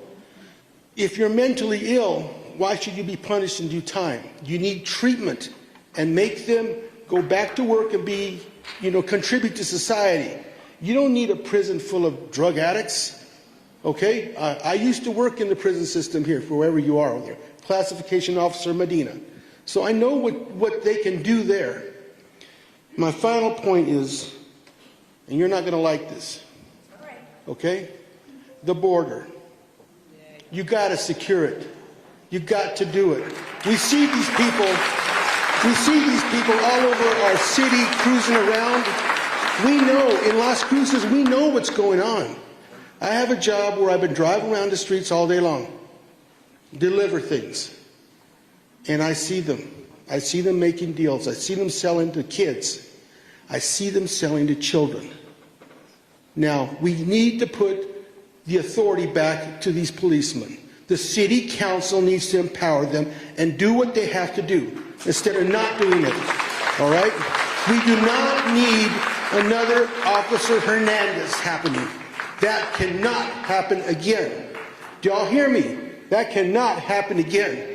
These men deserve to be safe, every one of them in uniform.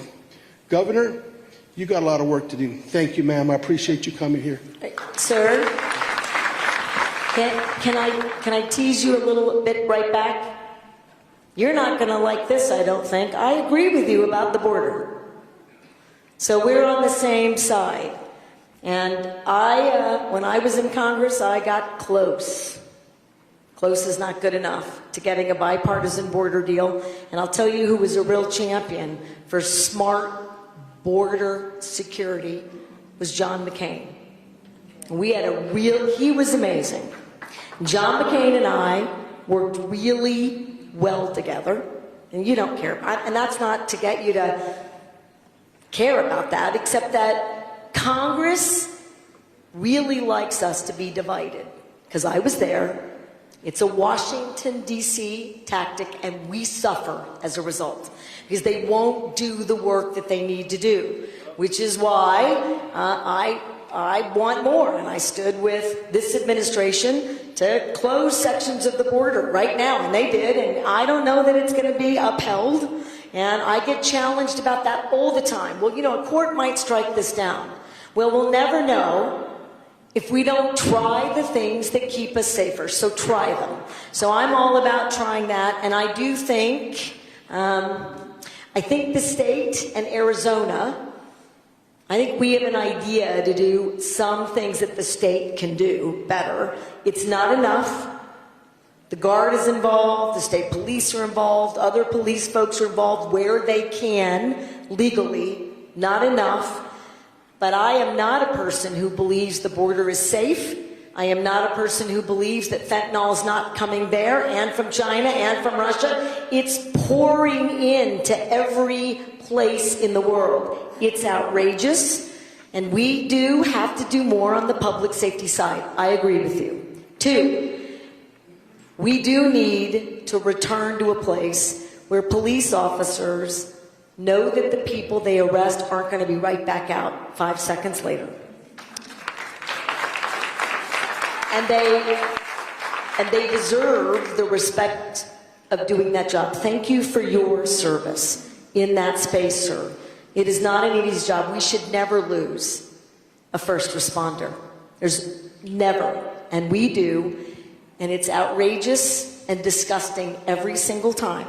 And this time was no different. And I think some of these laws could have made a difference there, which is exactly one of the reasons I think the state should do those and more. And we have to stop these retail theft folks.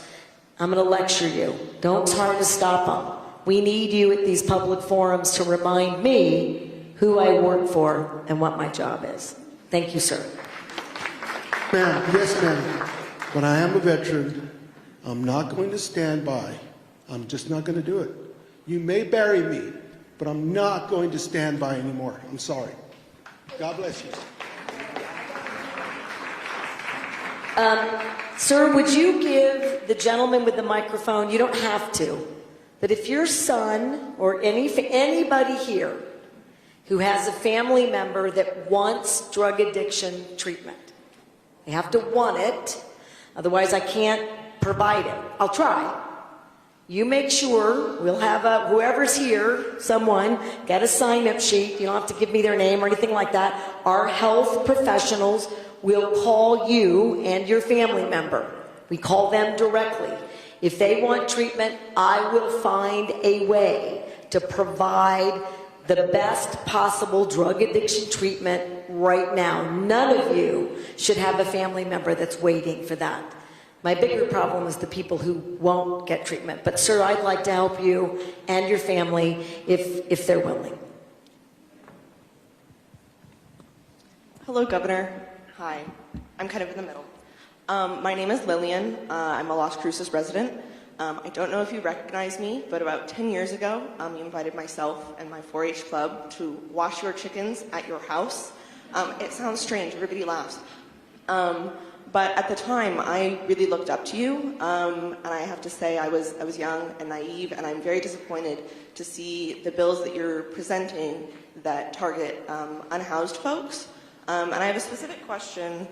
You say you have concern for community safety, but how will you ensure that the police are nonviolent, given their track record in cases such as Emilia Baca and Teresa Gomez, and the fact that New Mexico has the 3rd highest rate in the country of murders by police per capita? Well, I'm sorry that I've disappointed you, but I appreciate your courage, and it is true that I'm not a very good chicken washer, and so I have to invite the 4-H clubs, and you were probably there to teach me that I had to clip their nails and clean their feet too. And we did the soapy water dip, and then we did the regular water dip, and I still do that today. And now I'm the proud owner of 20 chickens, and I have 4 little baby chicks, so I kind of blame you for that, because I got good at it, and I love them. There has to be, for me, a recognition that there are innocent people caught up in any number of areas that need our attention and support. And the bills that I'm proposing are narrow. These are dangerous individuals, and then I'm not even suggesting for a minute it's their fault. But if you are too dangerous and you have attempted to murder someone or have murdered someone or have raped them, You can't be in my community, and I stand by that. You cannot be. In fact, I can't think of anything more humane than to say that we won't treat any of those individuals. If your question is there risk with policing? There is. It's an issue that we deal with all across the country. I would hold a bad actor in the police force, in the Guard, in state government, in the state police, in the firefighters, accountable in the way that the state can, and I would expect the local folks to do the same. If I were to promise you that there will never be an excessive force issue in the state of New Mexico again, I'm likely giving you bad information. But we are doing a much better job, and I think the country is really clear. But even though you have presented the other side of an issue that also needs attention, I can't ignore that people are being harmed in this state in abhorrent ways. And for me, I didn't have the data. I have to admit this. I knew that this competency issue was a problem. I had to find it. We don't talk about the data in this state. Now, if I call this police chief, he gives me anything I want. Any complaint, any number of arrests, anything I need. Never says stuff. I call this DA. Gives me every case they're involved in. You get all the public information he has, I get. State police, well, they work for me. They don't have any choice. That is not the case in most jurisdictions in the state of New Mexico. And I have limited power. I can do a government request for information. I can wait, 15 days, then 3 months, then 6 months. We can go to court because I get bits and pieces. It's ridiculous. They don't share information between policing jurisdictions because they worry that it'll leak out and they can't do an investigation. And I understand that. But when I got 2 million lines of data from the courts about dangerous individuals that are coming before judges 30 and 40 times, I was a bit stunned by that. Because you'd think the courts would say, help us. We need some kind of a tool here. We see victims over and over and over, and often it's the same victim. And I am not talking about petty theft. I am not talking about panhandling in this design. I am talking about felonies that are incredibly dangerous. So if a police officer or a firefighter or a National Guard man or woman commits a felony, you're going to be prosecuted. Yeah, the DA says, yes, ma'am. So we should prevent that, and I will assure you, we have revamped all of our community policing training, all of it. And I'm feeling pretty confident. And that's why these bills are important to me. But what you say is powerful. And it has to be part of our equation. It can't be all of one and none of the other. Prevention, treatment, support, community services, and accountability. It has to be, for me at least, all three. But thank you for reminding me of our meeting. And thank you for telling me you disagree, because that's powerful, and I work for you too. Thank you. Just real quick, if I may, Governor. Policing in the United States, the estimate is 65 million citizen contacts in a given year. The average amount of fatal officer-involved shootings hovers right around 1,000 every year. 1,000 fatal officer-involved shootings out of 65 million citizen contacts. You can do the math. In Las Cruces, we average over 150,000 calls for service. Now, each one of those calls for service might have one person or it might have 50 people we interact with. So you're talking about 500,000, just to be conservative, 500,000 citizen contacts in a given year. We average around 250 to 275 uses of force, of any force, including minor force. So the percentages are in our favor for something that is extremely tense, uncertain, a lot of dynamics, and officers are having to apply the law within split seconds in very difficult situations. Now, that's not to say that accidents or mistakes, both, don't happen. And when they do, there's accountability, whether that's training, whether that's through the judicial system. And we can also do better across the board with all our interactions. And training is a big piece of how you limit the amount of bad things happening, the amount of mistakes and the amount of bad things happening. And so by increasing training and putting a higher focus on professional training, we reduce that amount. You're not going to eliminate it because we're talking about human beings interacting with human beings. But the statistics are on our side when you look at them, and that is the reality.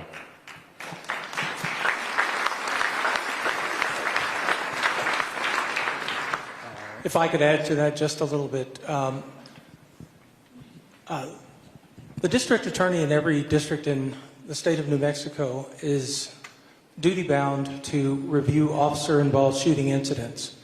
This district has an officer-involved shooting response team that is comprised of detectives, experienced detectives from every law enforcement agency in this district. I can tell you that the amount of time and expertise that is expended in trying to determine what happened in that split second is incredibly voluminous, and it's also intense. I can also tell you that having reviewed officer-involved shootings since I have been in this district for 11 years and as district attorney for the last 3.5, the responsibility to make that determination is extremely weighty. I've made that determination, and there is a case that is pending right now. I can't say any more about it because the man deserves a fair trial. But I hear you loud and clear. I hear you loud and clear because of the statements out there about this discord between police officers and people of color and the presumptions that go along with that. But I also see the efforts of police officers to de-escalate situations, the efforts of police officers to do everything that they possibly can within the confines of the Constitution to bring justice to that situation that usually erupts in deadly force in microseconds. And so I want to share with you that I agree with the governor that your statement is definitely taken to heart and it is appreciated. But I also want to reassure you that there is a mechanism already in place in this district, and it was in this district and in place long before I got here. And it is robust, and it is used, and you know what? Sometimes officers get charged. Thank you. Governor Lujan, this is Mike Allen. I am not a lifelong New Mexican. I grew up in New Jersey and moved out to the Pacific Northwest before coming down here to retire. The homeless problem is not just unique to us, as you said earlier. It's in every state. I drove through the middle of the Rocky Mountains in North Idaho, and there were encampments there. But I'm going to vehemently disagree with your stance on commitment. I had a sister that suffered from schizophrenia. That's an illness that'll never be fixed. She needs, I begged the courts to put her into a home. And they have nice homes and nice neighborhoods where those people can go. Because if you look back in 1950, when Harry S. Truman was president, we had over 550,000 psychiatric beds in this country. How many do you think we have left now? I bet it's under 25,000. And do you think we've gotten less sick people with the growth of our country? I don't think so. And, not everyone that has a mental health issue needs to be institutionalized. I agree with you there. But in 1980, President Carter, every president after Truman tried to decentralize. Where was the hospital here in Las Cruces, in Las Vegas? Well, how can people expect their relatives to go from Las Cruces to Las Vegas on a monthly basis, maybe on a yearly basis if they're lucky? And that was what every president from Truman on to Ronald Reagan, when he took away the Mental Health Services Act in 1981, when he cut all those taxes. If you're going to cut all those taxes, you're going to cut services. And that's exactly what he did. He did it in the 60s in California. That's why they're such a friggin' mess. So I'm going to disagree with you on the commitment part. I think there's people out there that they don't know whether to go to the toilet in a toilet or to do it in their pants, and you expect them to be able to help themselves? They can't. And yes, they need to be rehabilitated. And there are a major part of those people with mental illness that will make it back into our community if we work with them. So I'm just, you know how many drugs those people use? Yes, they are preyed upon over and over. I saw it in during the pandemic when our border was shut down. That fentanyl was coming through. My neighbor died from it. A 67-year-old woman died from fentanyl overdose. It wasn't slowing down. It comes through our front door. And we don't do anything on this side to arrest these drug dealers. If they're selling fentanyl, that's like shooting a gun. They should have life sentences. They shouldn't be allowed back on the street if they're selling that crap. So that's what I have to say. I think the mental health issue is it leads to the crime, and I think it leads to the homelessness, and I just think these people need a lot more help than you think they do. No, I agree with you. I think on all of that, I just have a clarification. I want to make sure this is educational for me. I need to know where people are. I want to get a sense about when we're on the right track for most people or not. So what is the service if someone doesn't want treatment, and particularly if that...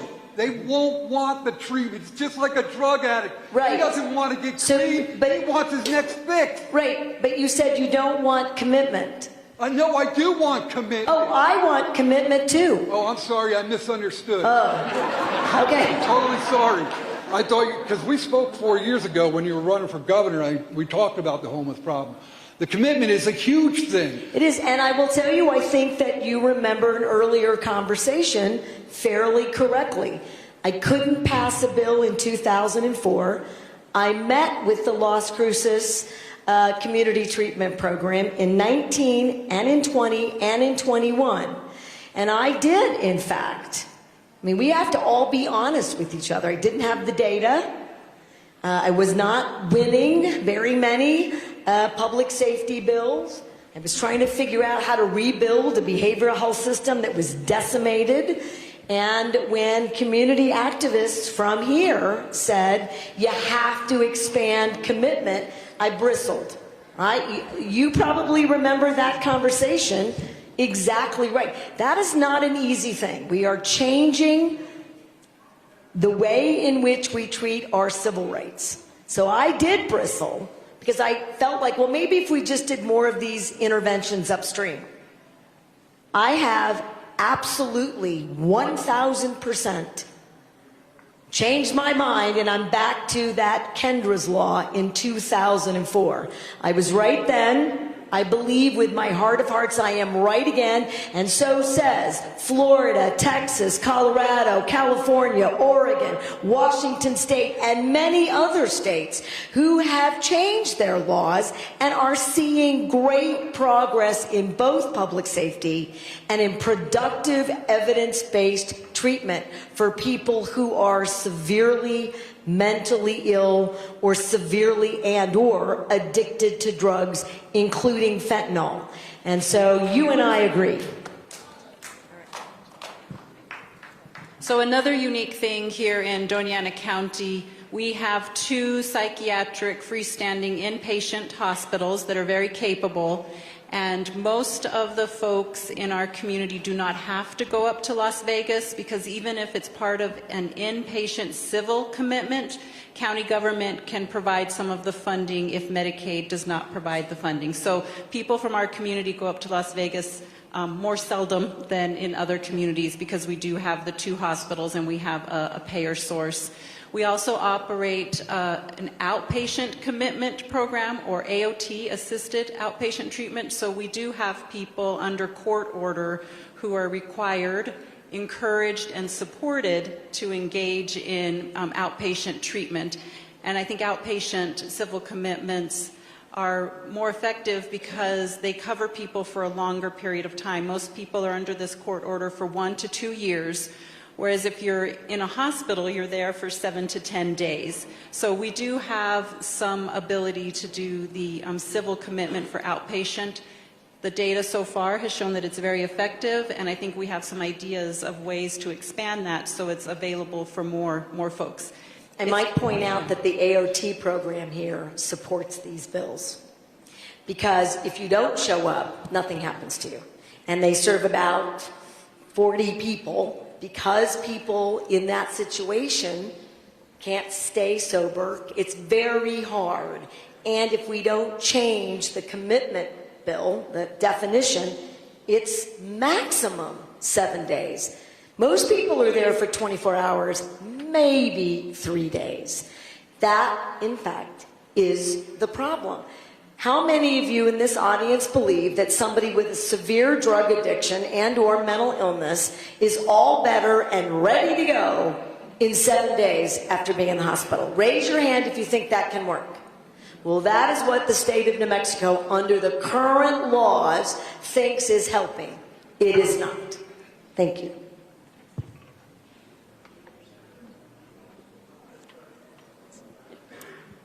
Buenas tardes, señora gobernadora. Bienvenida. Muchas gracias por darme la oportunidad. Yo soy una promotora de salud. Mi nombre es Ramona Urbina. Trabajo para Empowerment Congress. Trabajo en las áreas rurales. Yo vivo en Anthony, Nuevo México. Trabajo en Salem Park y en Anthony. Entonces, déjeme decirle que hay muchísimas necesidades. Nosotros hacemos unas encuestas de comunidad para saber las necesidades, ¿verdad? Entonces, hay muchos lugares que no tienen gas natural. Tienen que juntar 700, 800 dólares cuando va a entrar el invierno para poderse calentar. Entonces, no tenemos hospitales cercas. Para agarrar una asistencia tenemos que viajar 40 minutos a llegar a Cruces. No tenemos calles buenas, las luces están muy oscuras. He trabajado en el área de Salem Park. Los seniors que viven en departamentos del gobierno no tienen aire. Están sufriendo muchas necesidades, no completan con su retiro que les dan. Entonces nosotros tratamos de ayudarles con recursos, números de teléfonos a donde pueden ir a pedir ayuda, pero les decimos que nosotros somos la voz de ellos. Y estoy aquí para pedirle que por favor la invito a que visite las áreas rurales para que vea todas las necesidades que tienen. Algunas no tienen drenaje, tienen que estar pagando por ir a limpiar sus baños. Entonces hay mucha necesidad. Entonces, muchas gracias por la oportunidad y ojalá que me pueda escuchar. Gracias. All right, I need someone to help me with that.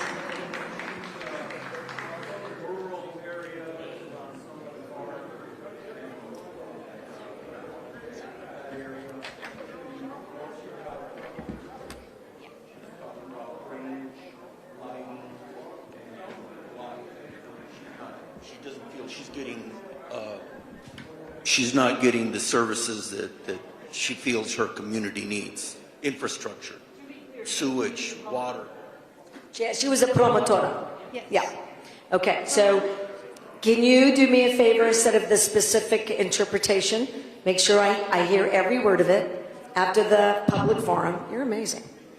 And then she's an intern in our office, and I don't now think you can ever stop working for us. You're awesome. Everyone give this young woman a round of applause because she is amazing.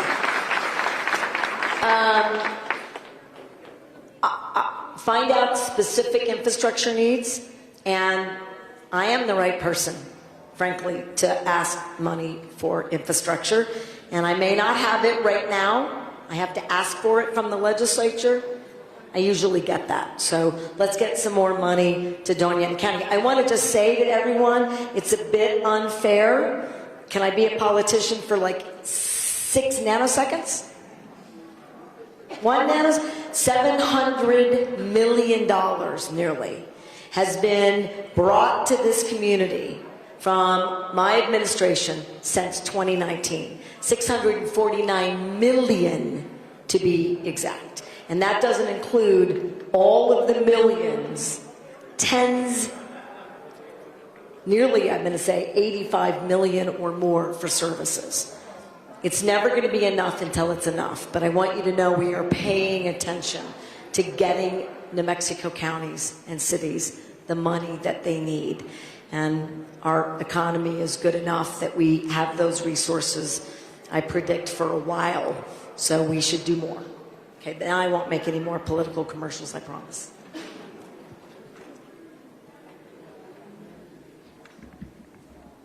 My name is Ryan Jenkins. I'm a licensed clinical social worker. I'm a New Mexico native, and I just moved to Las Cruces about a year ago. But in 2001, I changed careers and became a substance abuse counselor. And in 2001, New Mexico and Alaska were the top 2 states that received the most money from the federal government for treatment programs. It's now been over 2 decades. We've been number 1 and number 2 for over 2 decades that we get the most money for substance abuse treatment programs. We're now number 3 because I looked it up before I walked in here today. So if we're number 3 getting the most money from our government for treatment programs, where is our premier treatment program? How come I, as a licensed clinical social worker today, don't have anywhere to send my clients for treatment? And I just heard somebody say that we have 2 good programs here in town. No, we don't. I interviewed at them, and I turned down the job because they wanted me to supervise, and they don't have computers. They have paper records at Mesilla Valley. I'm not going to be a supervisor and responsible for people to help our community when they can't even give me a computer. And what did they do? 2009 was the Reinvestment Recovery Act that mandated that we go to electronic records for security purposes. And why don't we have it here? You know, why is our homeless Amador treatment? I don't know anybody, Amador whatever, I don't know anything about it. I just moved here. But I did see they got like $17 million in 2017. So how come when I went there to give them my business, because I have insurance, so they could get reimbursed, how come they got all that money but they cannot email a prescription? They don't have the capability, and they still had CRT monitors on their desk. So who's holding people accountable and who's managing the money for our substance abuse treatment in our state? That's my question.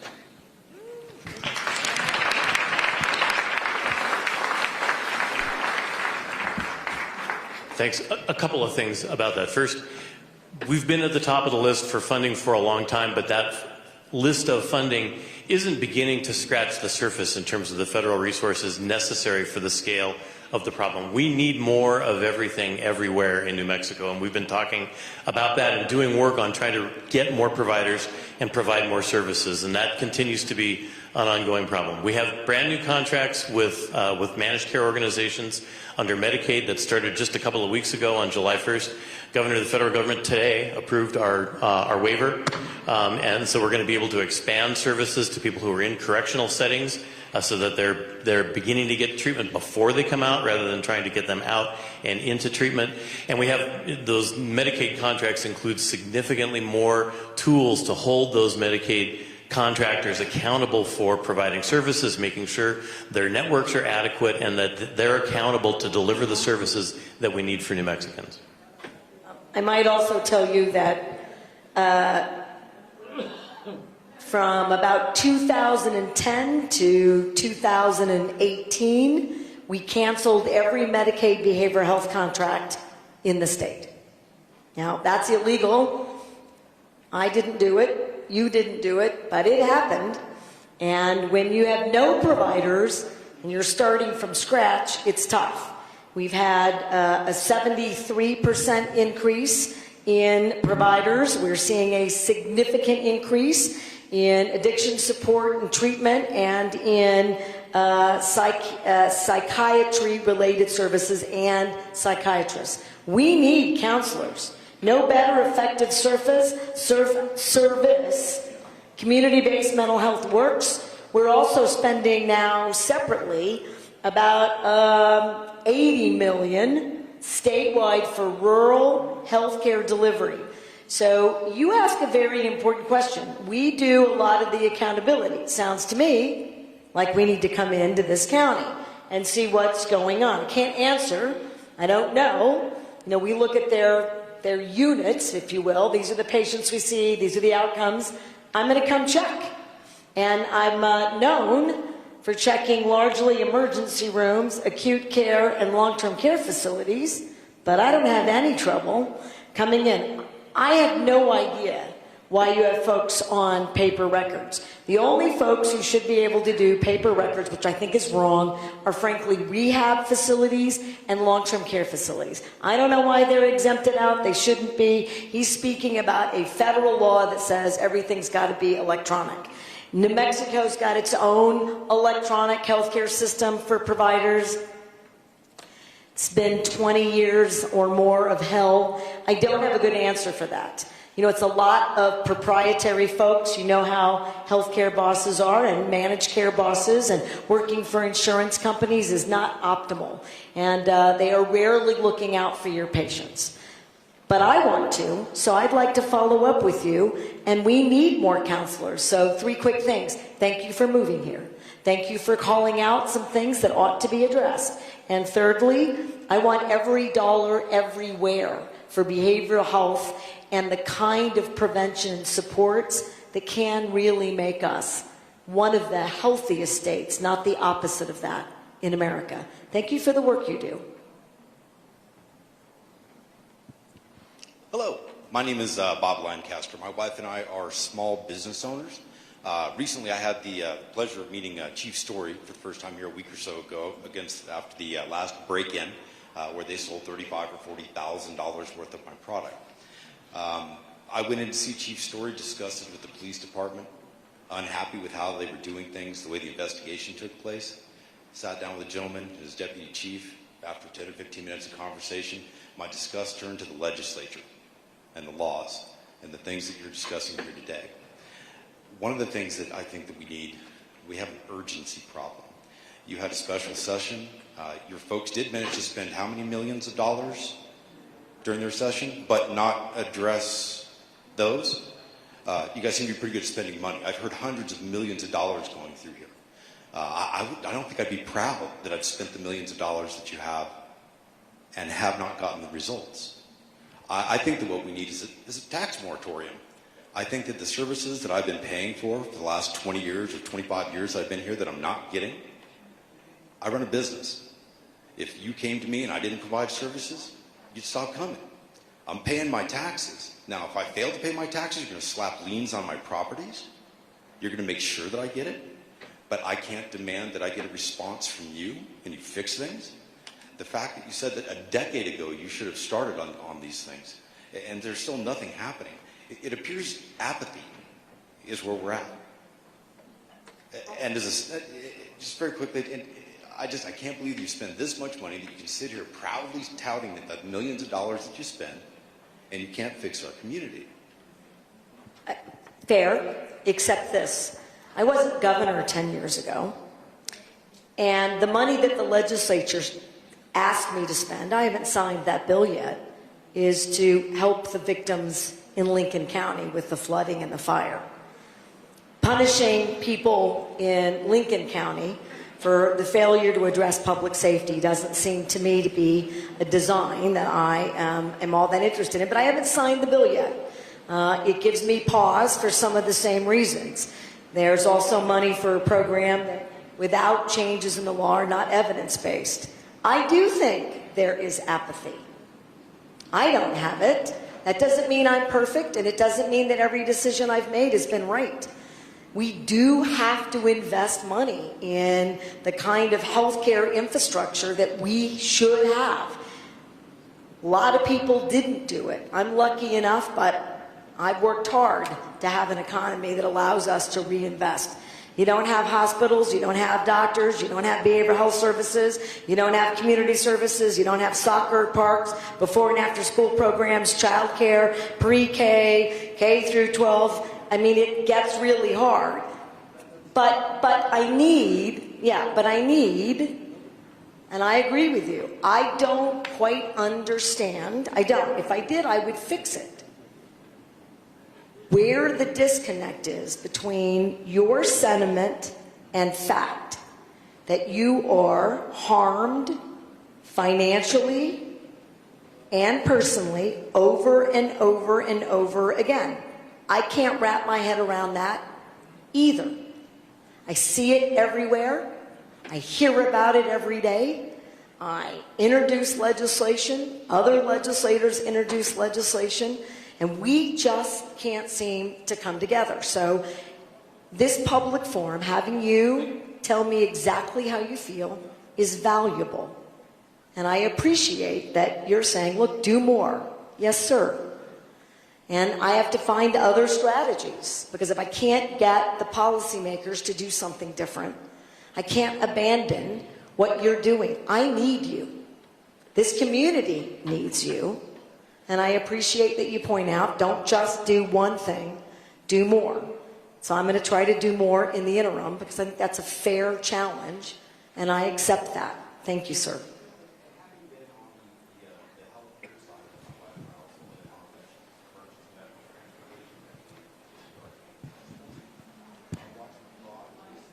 Microphone.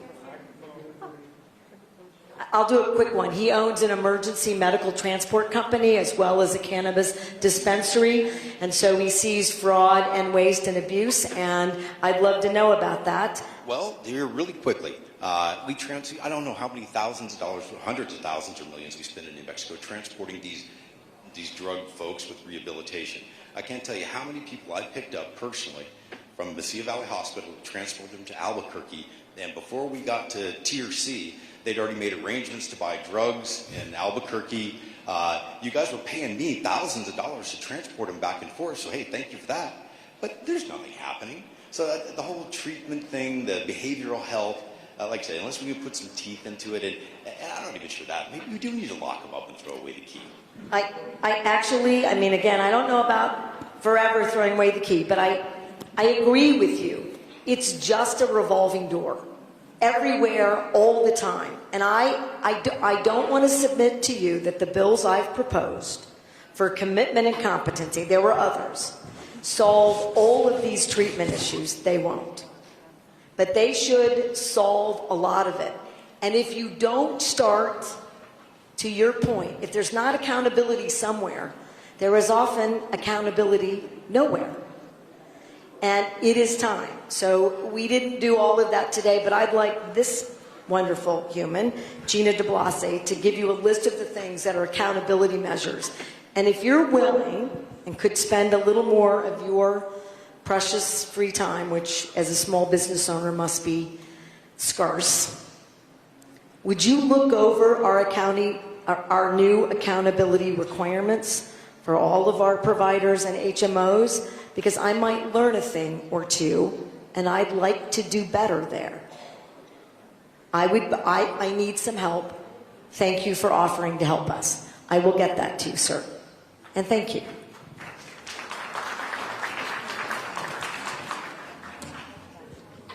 Hello? Yes. My name is Rudy Contreras.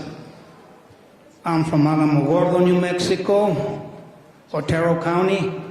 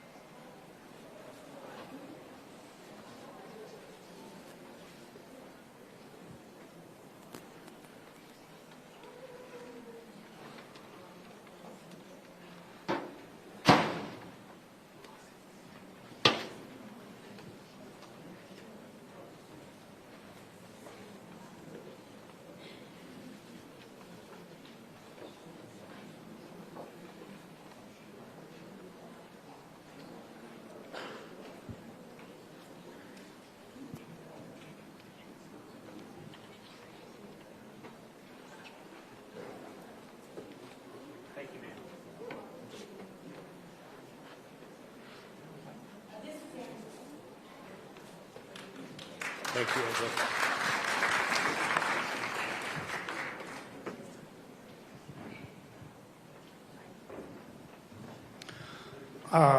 Governor Grisham, my name is Rudy Contreras.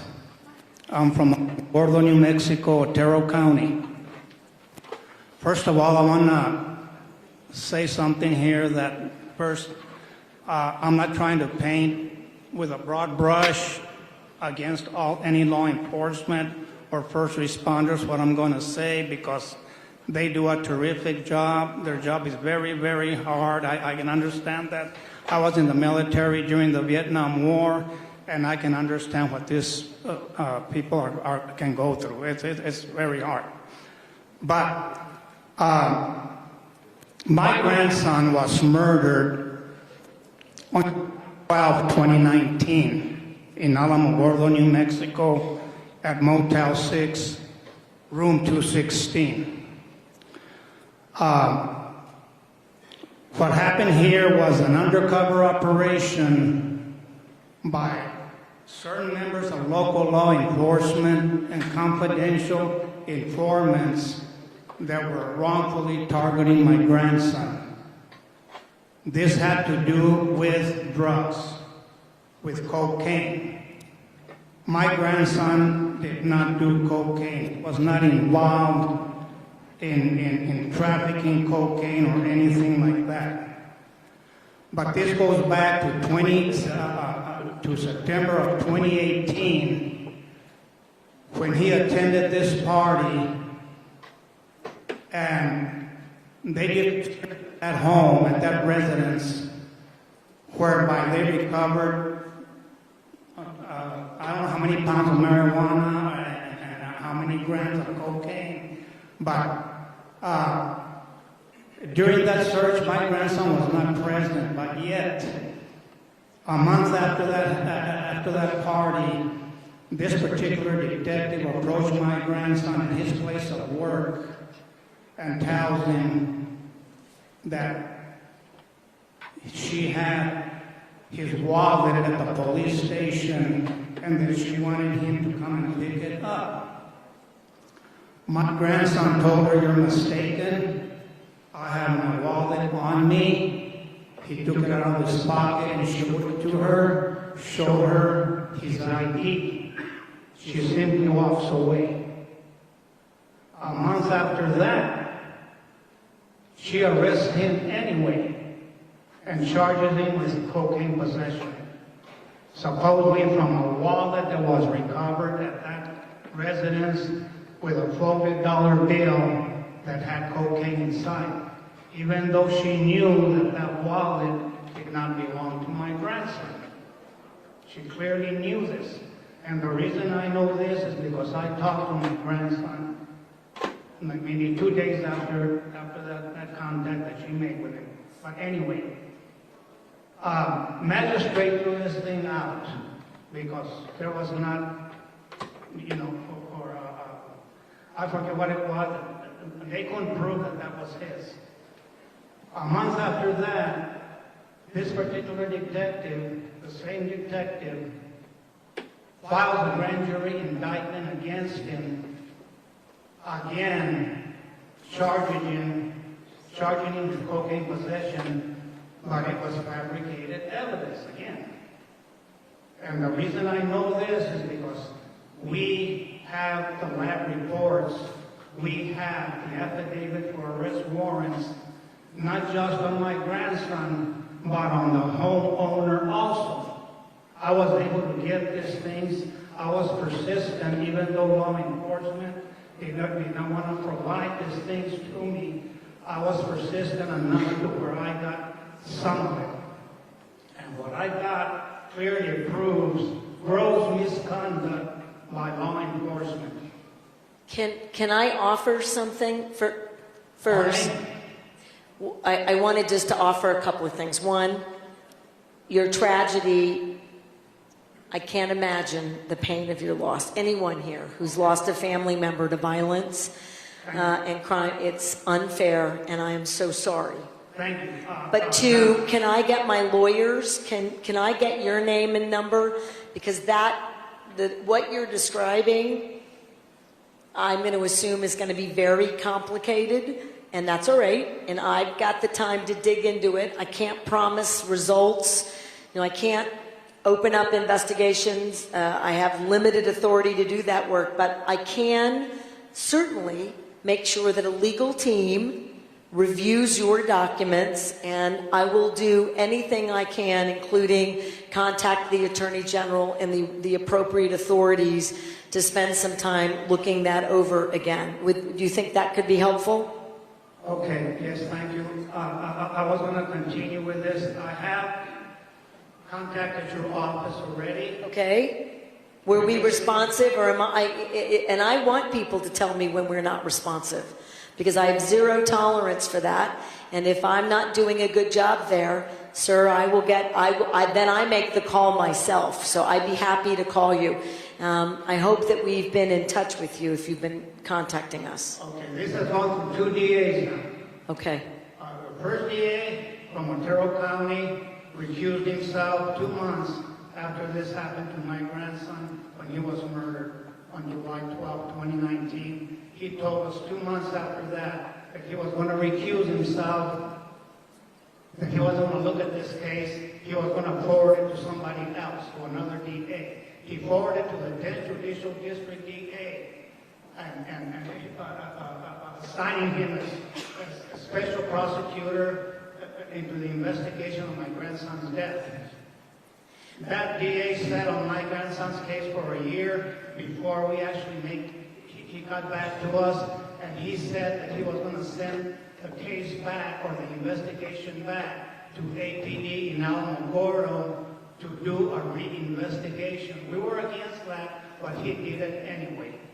We waited for a year and a half for APD in Alamogordo to get in contact with us to let us know about this reinvestigation. That's what the DA from the 10th said, that they were going to contact us. They didn't contact us. When we finally made a meeting with the chief of police there at the Alamogordo, New Mexico, he was going to retire in 2 weeks after that. That's why he gave us a meet, I guess. But let me just stress one thing here. In the 5 years since this happened, neither law enforcement nor the courts have, in their own accord, reached out to us for anything. All right, well, that is something I will reach out to you. I will have folks evaluate your situation, and I don't know what to say after that. We'll have to go from there, but I will not reach out. So I'll get that done as soon as I can, sir.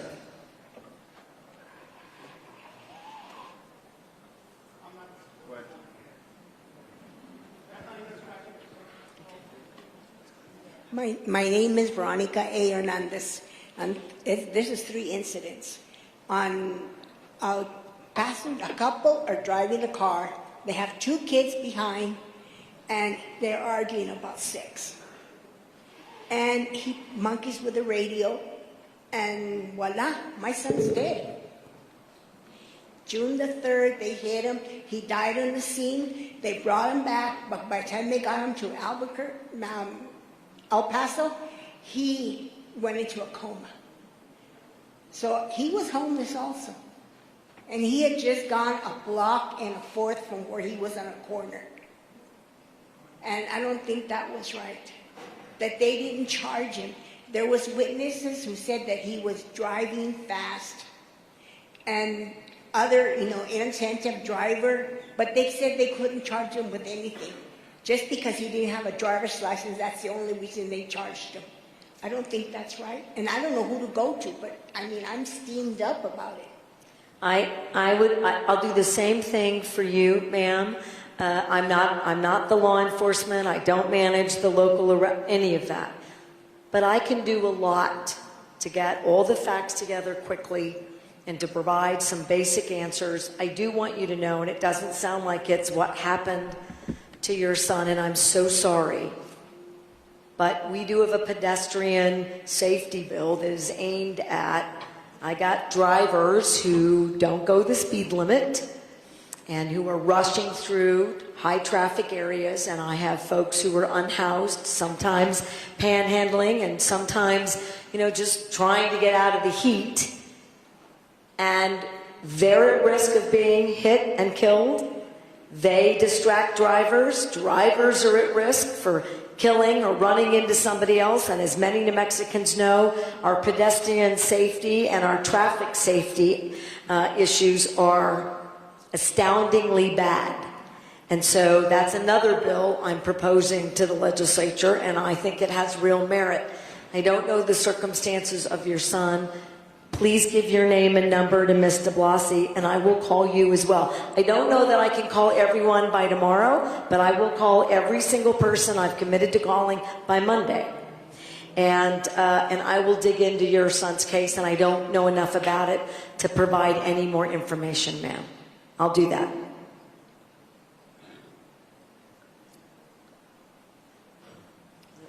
Oh, there we go. Hello, Governor. My name is Odyssey Man.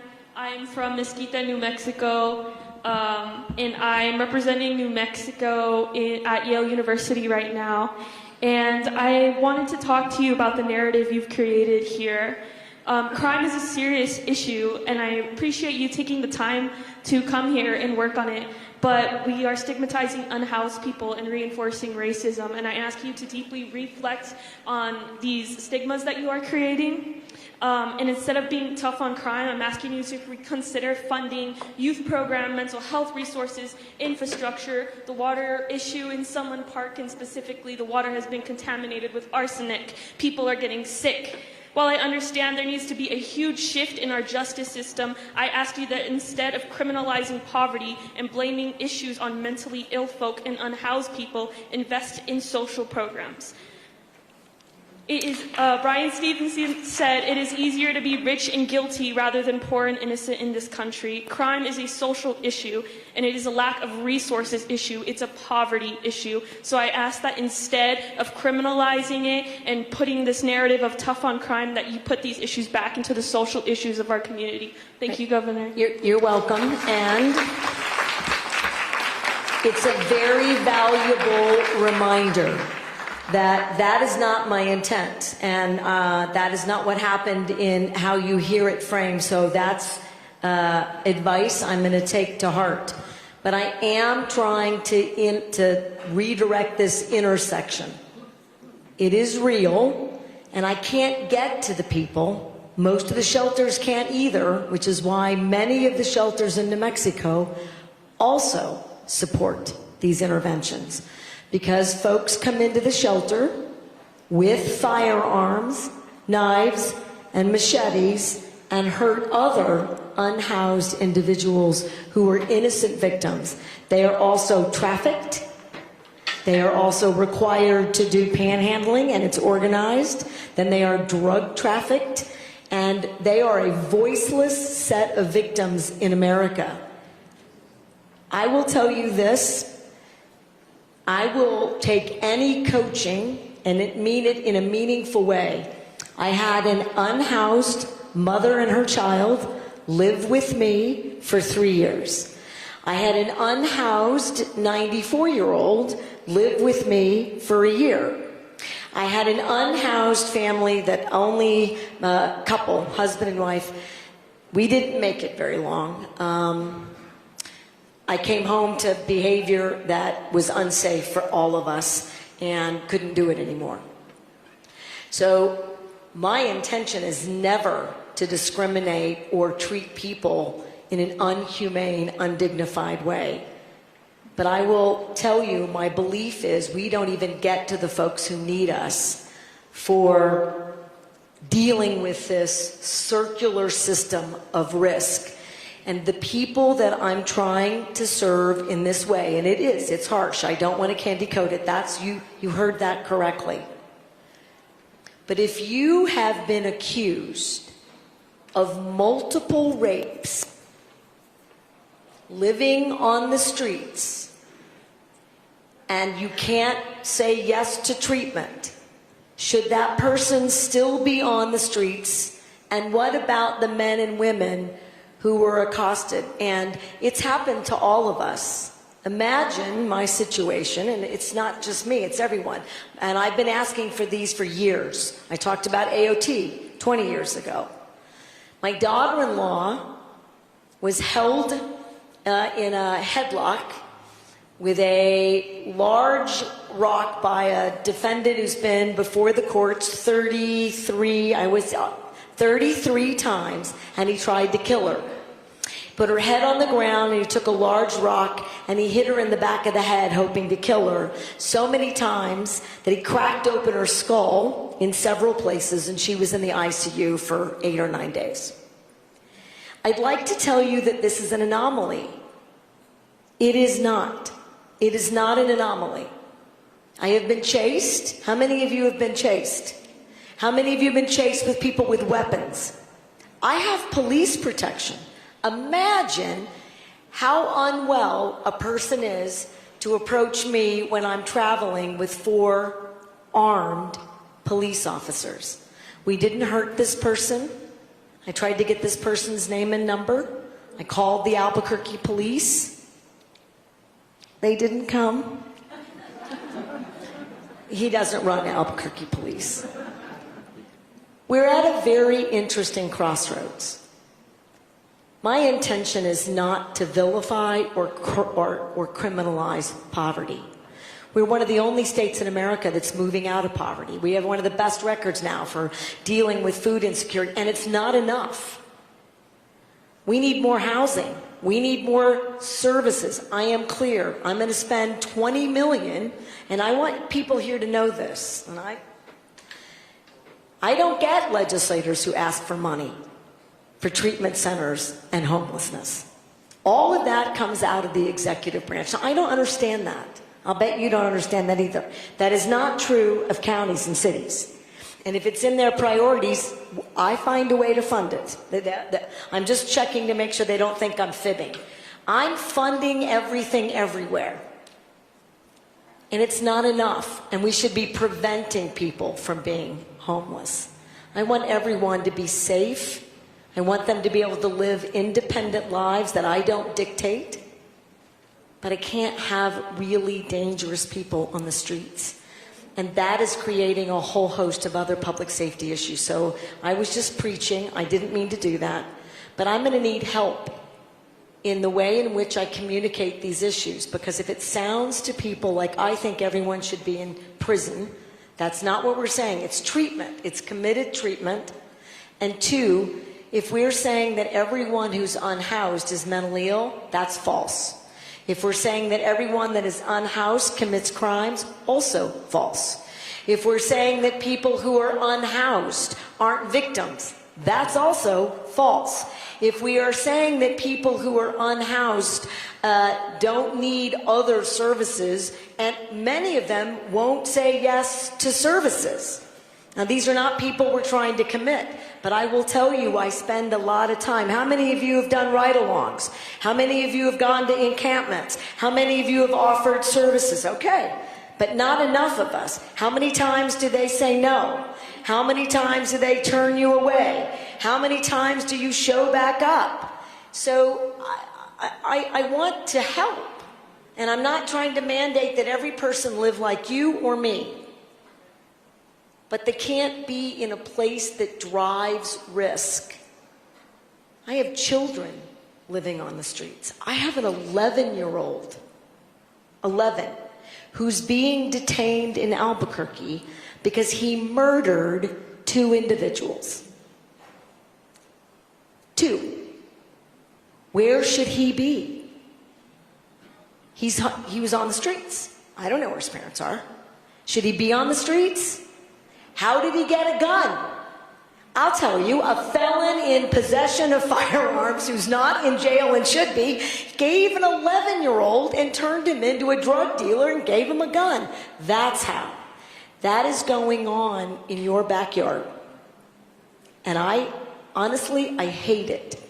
I can't lose one more 11-year-old to the streets, and I can't lose one more innocent 11-year-old from a drive-by shooting. We can't. So do not let me vilify innocent people. Do not let me vilify people of color. Do not let me vilify innocent immigrants and their families. And do not let me vilify people on the streets. But I do intend to make New Mexico safer. And I'm going to need young people to help me navigate it in a way that's meaningful. And I hope you'll help me. I'm going to come back to you because I got many more people. Hang on. Hang on. Governor, My name is Dolores Lucero, and I was a city councilor when the ordinance was passed to stop panhandlers on this street in 2003. Councilor Archuleta had to leave because this has gotten, and I wish there would have been more people here. We removed them from the streets. The last two city councilors removed that ordinance because the ACLU threatened that it was unlawful and the city would be sued. That is not fair in this community. And I will tell you that this police chief sitting here next to you, he used to enforce those laws along with many of his officers before he was police chief. And he has our back as much as all the other officers on this street. I don't care what anybody says. I've sat with these officers, I've seen their work, and they have our back. And I'd have his if I was strong enough to be. You're strong enough. But let me tell you, when the ACLU comes in and threatens lawsuits, but the city council has paid out millions of dollars for ridiculous things since I left council almost 20 years ago. And I'm going to tell you that when those laws get erased, the crime increases. And it's not helping, it's not racist, it's not about poverty, it's about the people that are walking on the streets that are approaching me for money and anything else that they can get from us. And I'm going to say, it's kind of weird that today, the street that carries the most tents and homeless near Community of Hope happened to be gone because you're in the city. And well, good. They don't want you to see them.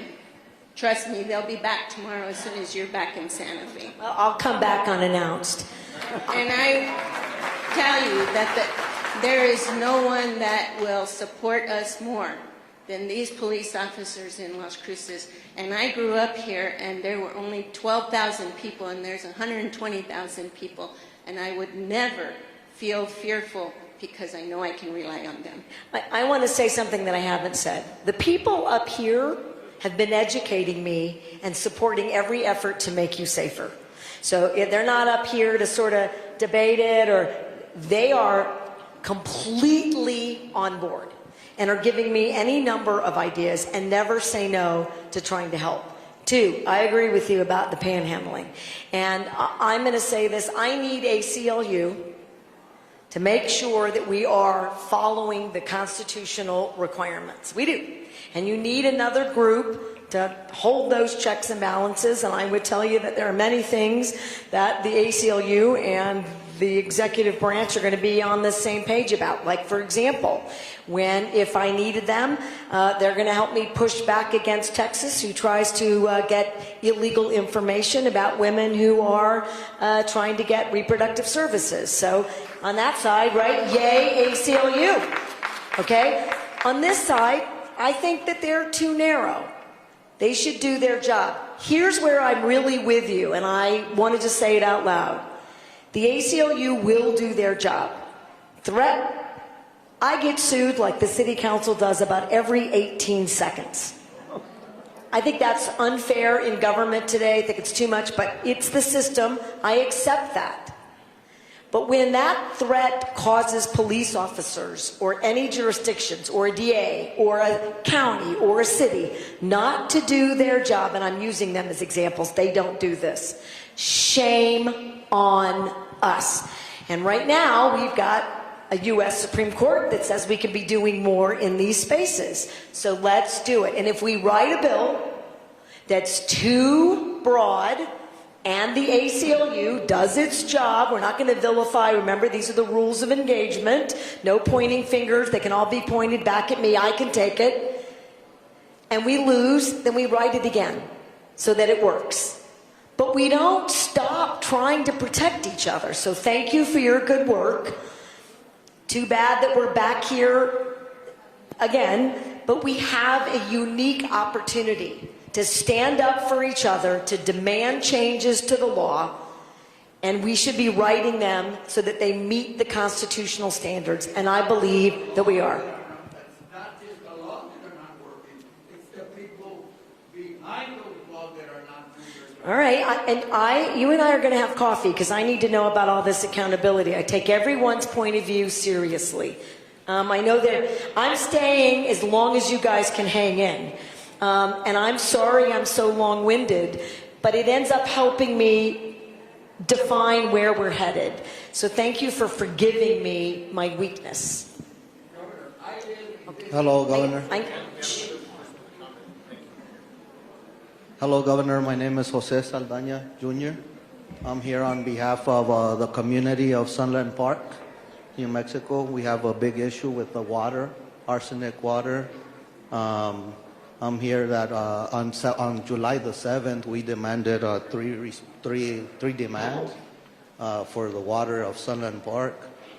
First of all, we have older people. My mother's a resident from there.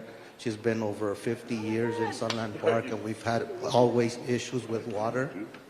So I'm here to demand. We demanded these on July the 8th, 3 demands to the City of Sunland Park Council. We demanded water strips for all the city to test their own water. And the second demand was water for all the communities, or like hiring a third party so we can all get water, drinking water, because we have to drive to El Paso and bring water jugs for animals, disabled people, service dogs. So we don't have a clean water supply. And also the third one is the increase of water. The water company wants to increase the water bill. And if they're not supplying water that's drinkable, I think it's not fair for us to get an increase on our water bill. I'm going to do the last one first. Many communities in New Mexico have not been paying the right amount for water. Water in New Mexico is expensive because we don't have any. And we do have contaminated water. And someday I'll come out and we'll talk about my water ideas, because I think those have merit, and I couldn't get those passed by the legislature either. So for water you're not getting, you should not be billed. In the future, and it's hard, water rates, so our utility rates for power going down, water rates are going up, so you don't get a break. And I don't like it, and we ought to make sure that no one gets left in a situation where they can't pay their utility bills.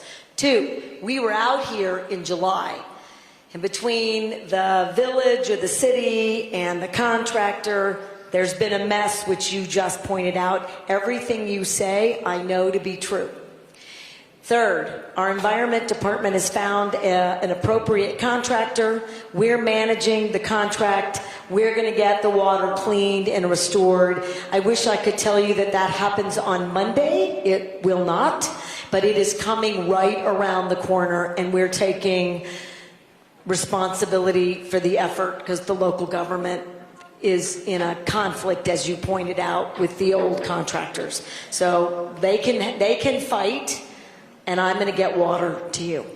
So give me, in fact, James, get his number so I can have the environment department tell you exactly when, and if you're hauling water, we can help get fresh, clean water to you in a more effective way. So thank you for raising that again.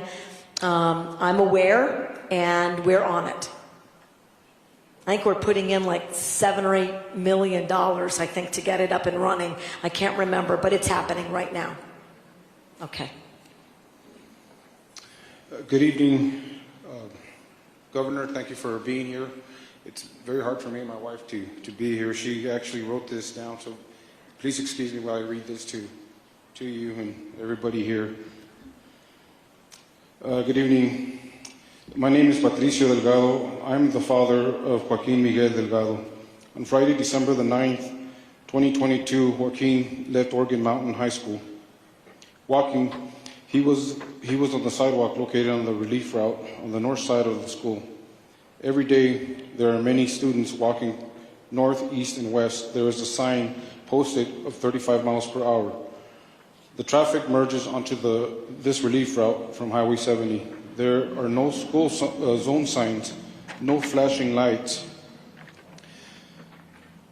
Traffic, no flashing lights, no speed bumps, nothing to ensure the safety of the students when they walk to, from, and school. Going to meet someone, going east, north, or west. Students also walk under the bridge to the homes on the other side of the highway, or as Joaquin walked on the sidewalk. As he did each day, he was killed by a person driving over 60 miles an hour. This information, of course, is public record, and our district attorney at the time assured us the details of this person driving very erratic, very heavy marijuana user, and that was our first district attorney, because this person he left the district attorney, so we got another one. And this person we didn't feel that she really wasn't like prepared with our case the way the first one was, and we just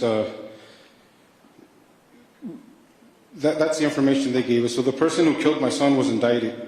My wife, my sons, and I waited for over a year and a half finally to hear that the jury trial was set to take place on Monday, July 15th. 2024. On Friday afternoon, July the 12th, I received a call from our lawyer that the district attorney, Gerald Byers, dropped her son's case with prejudice, which means that I can't bring it up again with our new district attorney, because this gentleman lost, which I'm glad he did, of course. The people have spoken. His explanation, this person had stomach pain, a one-time episode which they could not provide the medical name for, and the explanation, it went from us being the victims to them being on their side. That's how we felt. But the explanation that they gave us why he dropped the case did not make sense, and it's public record. If you see it, you'll see how this person just got away with it, and he just, this is how he takes care of us as a public. This person continues to drive on our streets today, putting the public at risk. Our system is broken, and we are absolutely outraged and disappointed in our judicial system. They failed to keep our son Joaquin safe. The man that killed my son was not held accountable for using marijuana illegally, driving at a high rate of speed, where students walk, and most importantly, killing my son Joaquin Miguel Delgado.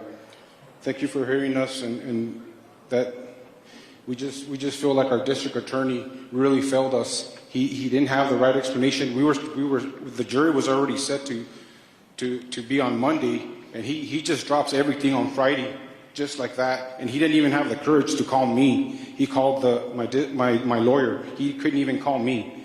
And I asked him that, and he says, "Oh, I did call you." Well, you didn't call me. You did not call me. So he couldn't even call me. And then it was myself, my wife, and my lawyer at the meeting with him, and he said it was going to be without prejudice. I looked it up. He lied to us. And if there's cameras in that room, then they can see that. I can't imagine your pain. I can't. No parent, under any circumstances, should lose a child. And then to have to read it out loud in front of me and this group is a remarkable act of courage. And I am sorry for your loss. And this may not make it feel any better. The jobs of district attorneys are miserable. The jobs of public defenders are miserable. The jobs of police and firefighters are often miserable. You said it better than I ever have. All these systems are broken. And we're going to have to care about each other and figure out ways to work together differently and better. And what we have a tendency to do, which contributes to your pain, and that's outrageous, is we don't work together. We fund one part and not another, and then we fund that part and not another, and I'm trying to interrupt that. The most important thing is, and I don't know anything about the case, I'm happy to look at the case again, and he will also, and believe him. He's a practicing lawyer. I'm not. I don't have the legal expertise. I'm not allowed to represent individuals. My office can't do that. But we can often, as an objective third party, talk about what happened step by step. We cannot tell any district attorney under any circumstances on any case ever what to do. And that's a very good rule, because then you would have politicians directing the outcome. But just a minute. This guy knows a lot. I'm starting to really like you. You're welcome, sir. And thank you for being here so long and so patient with me, because I'm a little barky. The AG can look, and there are systems, and we will do that. I am going to ask you, and it must be very painful, because I don't know that I could be calm. I would be very angry. I'm still angry about things that happen to my children, and they're both well. They're here with me, and I don't have this tragedy. I don't want to pick on anyone up here. I will look diligently. I can hardly look you in the eye because I'm so sad for you. I can't imagine. That's just wrong. Maybe it's not enough, and it will never, I don't think, impact your grief in the way that I wish it would. But let's make sure other kids are safe in that area. And let me take a look, and let's work with the city and the county, and let's see what we can do about walkability and other things. Would you allow me to do that, to work to make other kids safer? Yes, and so Governor Grisham, I am an educator for Las Cruces Public Schools. Okay. And so I have passed through there so many times. And when you go through different areas, like I see an economic disparity.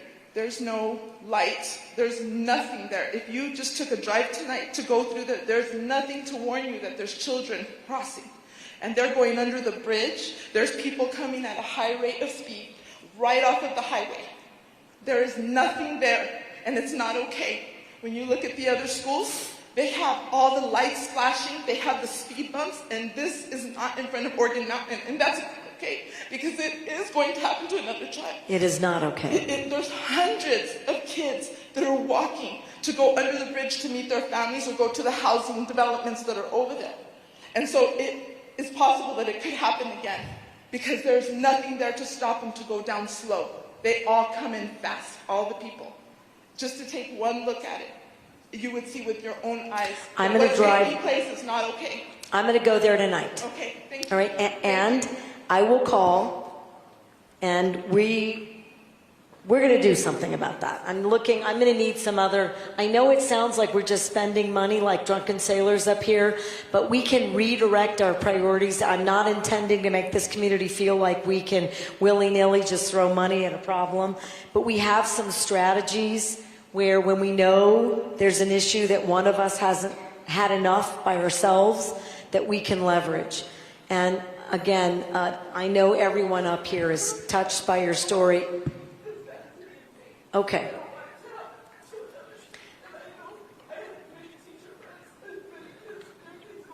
It's whatever it is, it's done. I will take care of it. I'm so sorry. Can I get you a tissue or some water? Wait, this is a little bit inappropriate. I get a green room so that they can caffeinate me because I'm really cranky without caffeine. Would you two like to take a minute in the green room and are you sure? Okay. Okay. All right. Thank you for being here. Yes, ma'am.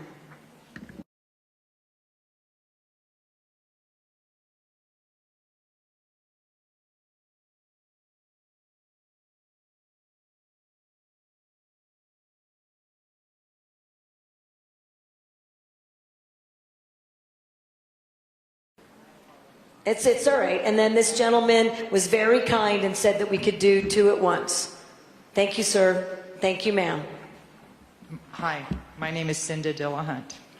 I lost my son at the end of January. He was homeless and an alcoholic. He had opportunities to get housing. He chose not to, for several reasons. He had a dog. Oh, you can't live there with a dog. Oh, you can't do this if you live there. You can't do that. You can't drink if you live there. So he chose not to. He died January 23rd, 52 years old. He had PTSD. He wouldn't get help. His choice. He was an adult. As a mother, there's nothing you can do. Second thing.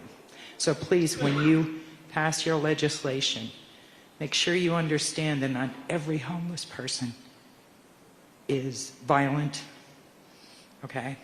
Yes, ma'am. And that they have wants and needs of their own that sometimes far outweigh the rules you want to set for them.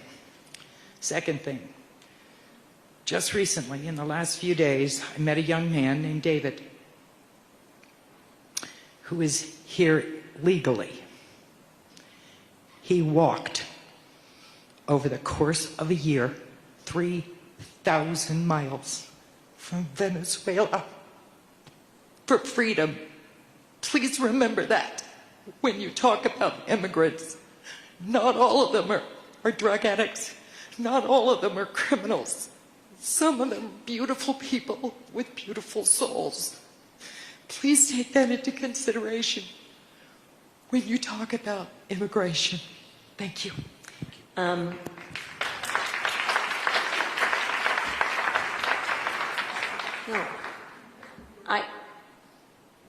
There are too many losses in this country. And I don't have the right words. I wish I'd met your son. And I don't want a judgmental one-size-fits-all system. And even if I did, it wouldn't work. But one thing I am interested in, and I don't know that you would be willing to help me, and experts. I mean, I need experts. I understand that when we have shelters and housing, that the people who are trying to be sober and trying a different model don't want folks who aren't ready, and it creates triggers and risks. So what we have a tendency to do is overemphasize housing and services and supports for people who are ready to be sober and get treatment.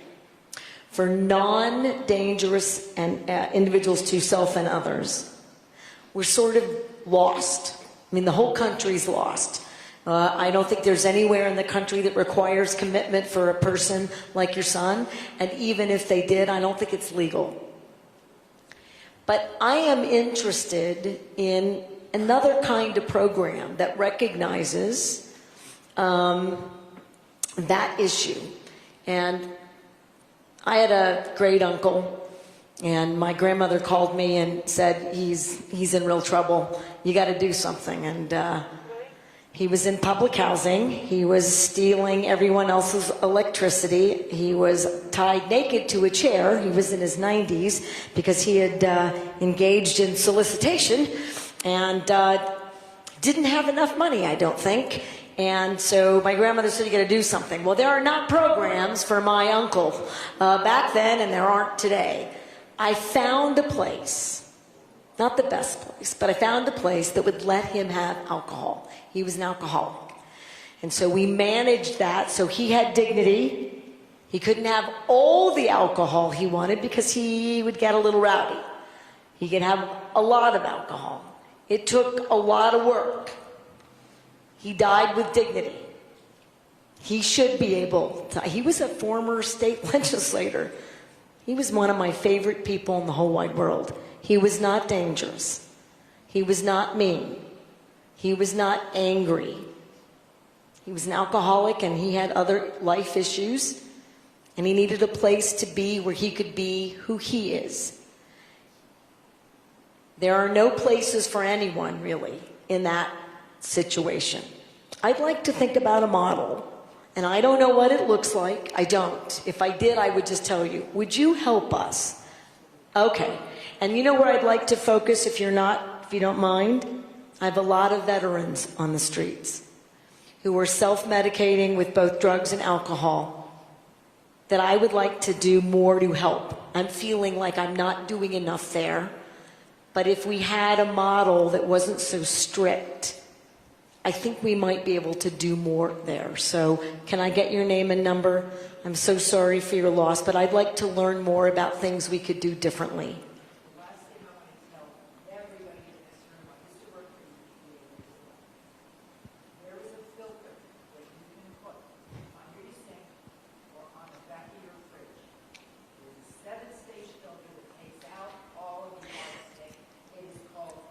We're going to deploy them. You're 1,000% right. You should come out if you're retired and come work for me in the EPA. Let's go.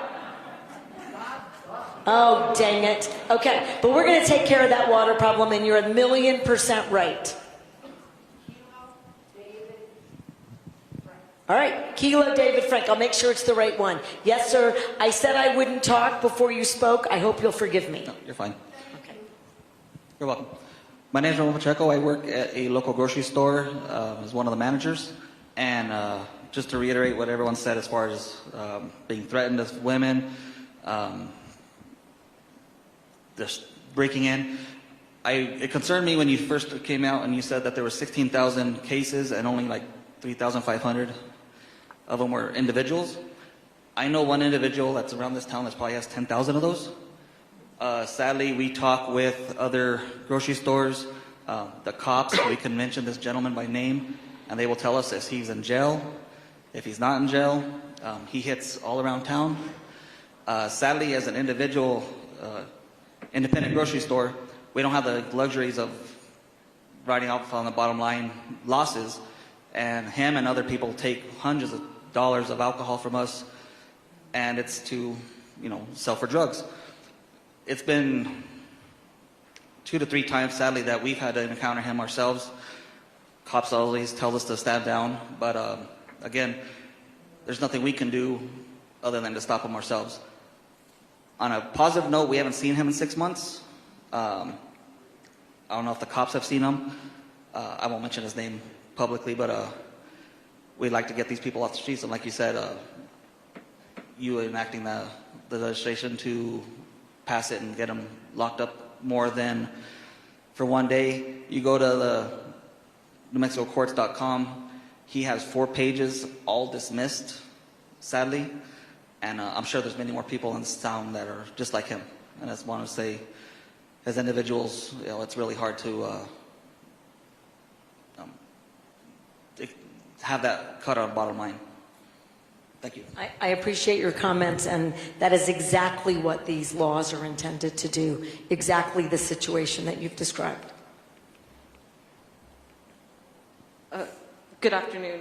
I'm over to your left. Hi, my name is Gage Burnett. I moved to Las Cruces about 3 years ago for school and chose to stay and start my life here as an adult. And you said something a few minutes ago that really just hurt my soul. You said that most people who really need mental health treatment aren't trying to get it. And I know that's not true for 2 reasons. First of all, when I first recognized that I needed psychiatric medication, it took me more than a month to go from that realization to having a prescription in my hand. It's not that I didn't want treatment in that time, it's that it was impossible to access. And second of all, shortly before that legislative session recently, the Courts and Criminal Justice Committee heard public testimony from a number of people who described a situation similar to mine, some even more severe, some facing even greater need than I had, and described in detail how the policies that you've proposed for that special legislative session would have caused more harm than good, and how they actually needed access to care, and how community solutions would have benefited them. More than 40 organizations came together and spoke to you, spoke to the legislators, and I'm incredibly proud of our representatives from Las Cruces who stood together and listened to those experts when they described the needs that they see in the community. So I guess my question is why should we trust you to be putting forward bills like this when you're not listening to the testimony of people like myself, when you're not listening to experts who serve my community, and when you talk about people who are mentally ill and unhoused as if we're not in the room sitting right in front of you? Well, I hope I'm doing better at listening. I've worked with all 40 of those groups. I have funded most of their requirements, and they have opposed most, if not all, of our treatment investments. I want to say that again. So if you're having trouble accessing, and you shouldn't be, and I'm going to have Secretary Allen and others, and it is true that we had to do some rebuilding. That's true. It was decimated.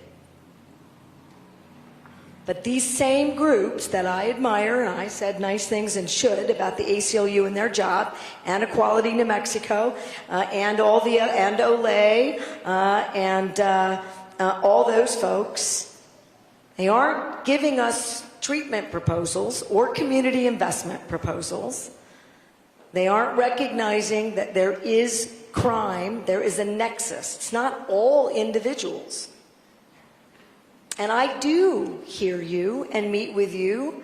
I got a 17-year-old girl that I think is 19 now, who is alive, she says, because we provided behavioral health in the schools. But she said something like you that also broke me, which is she got a different provider every single call. And we fixed that, but I didn't fix it for everyone because we're building in those services. But again, we have the largest increases. We have no co-pays. Managed care now is required to serve you. Whatever it is, required. They don't have it, they got to build it. They can't build it, they got to make it.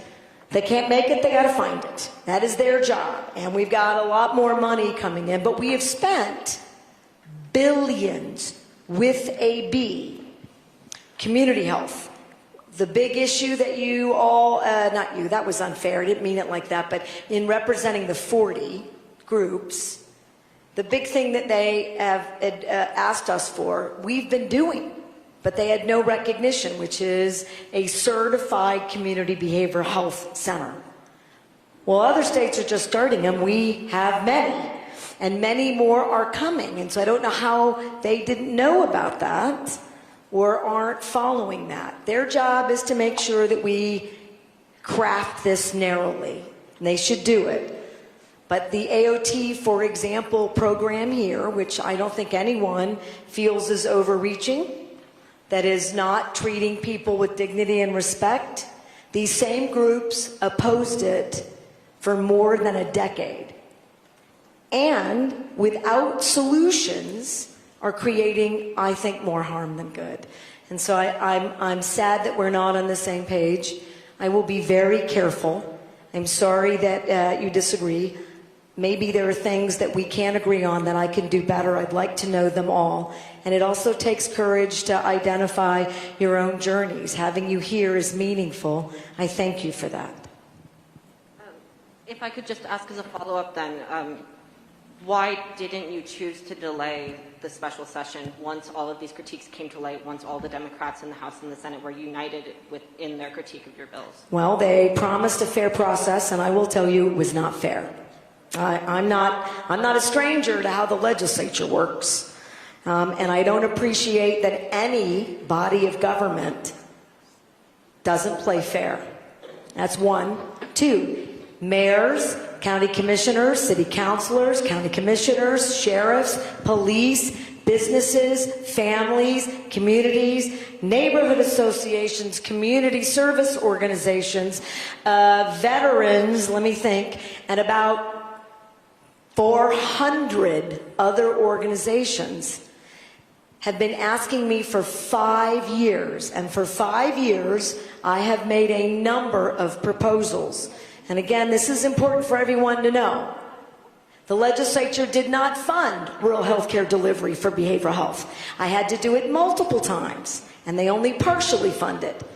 I had to go to the legislature multiple times to get return to work for social workers and behavioral health therapists and police officers and firefighters. I had to go to the legislature multiple times for fair criminal penalty enhancements. I had to go to the legislature multiple times. At some point, when thousands, tens of thousands, hundreds of thousands of New Mexicans are asking for some relief, I said to the legislature, who gave me 30-second hearings in the 30-day session, and even less than that in the 60-day session before, that they needed to do what I do, which is be here and hear from people. Because these are people, including you, and I work for you too, call me every day And you heard someone say, I expect you to do more. Well, I did. And I have been asked to call a special session on public safety almost every year since I've been governor. And I've rejected that to try to figure it out. And now it is clear to me that I need the public more involved, because what the legislature basically said to me is that nobody wants us to deal with this issue and that they didn't have enough time, and I reject that. They've had lots of time. They don't even debate them. The caucuses never even saw these bills. And I would also submit, I hope I'm not too harsh, because I'd like to get to know you better and I want to make sure that I'm threading this needle really narrowly. I'd like you to meet someone who disagrees with me, who's very close to me, who beat me fair and square for years on AOT, who is a hero of mine, and she'll tell you that I play fair, I tell the truth, and that I am interested in learning where I could make a mistake. And I am, but after 5 years I'm getting nowhere, and people are being hurt. And when I tell you I looked at that data and saw that there were 3,200 and I think 91 dangerous felons who were living in our communities and who are hurting people over and over and over again, and nothing stops them. I can't unsee that data. And I have an obligation to the victims of those crimes, of which there are thousands. And we're going to lose the ability to do anything about it in New Mexico. And I said last year, if you do nothing to the legislature, it will more than double these issues. And it did. And I said it the year before.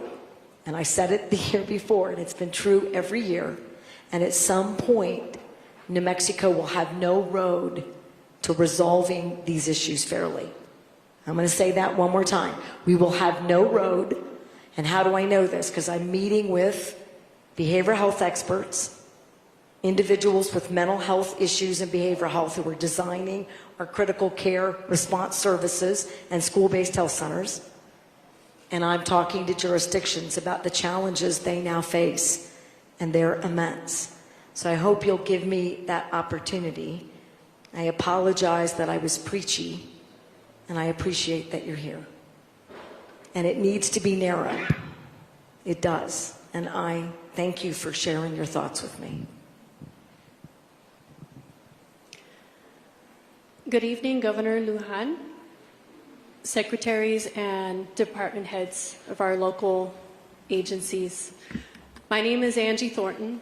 I am a part-time business owner, small business owner of several entities, and I also work full-time.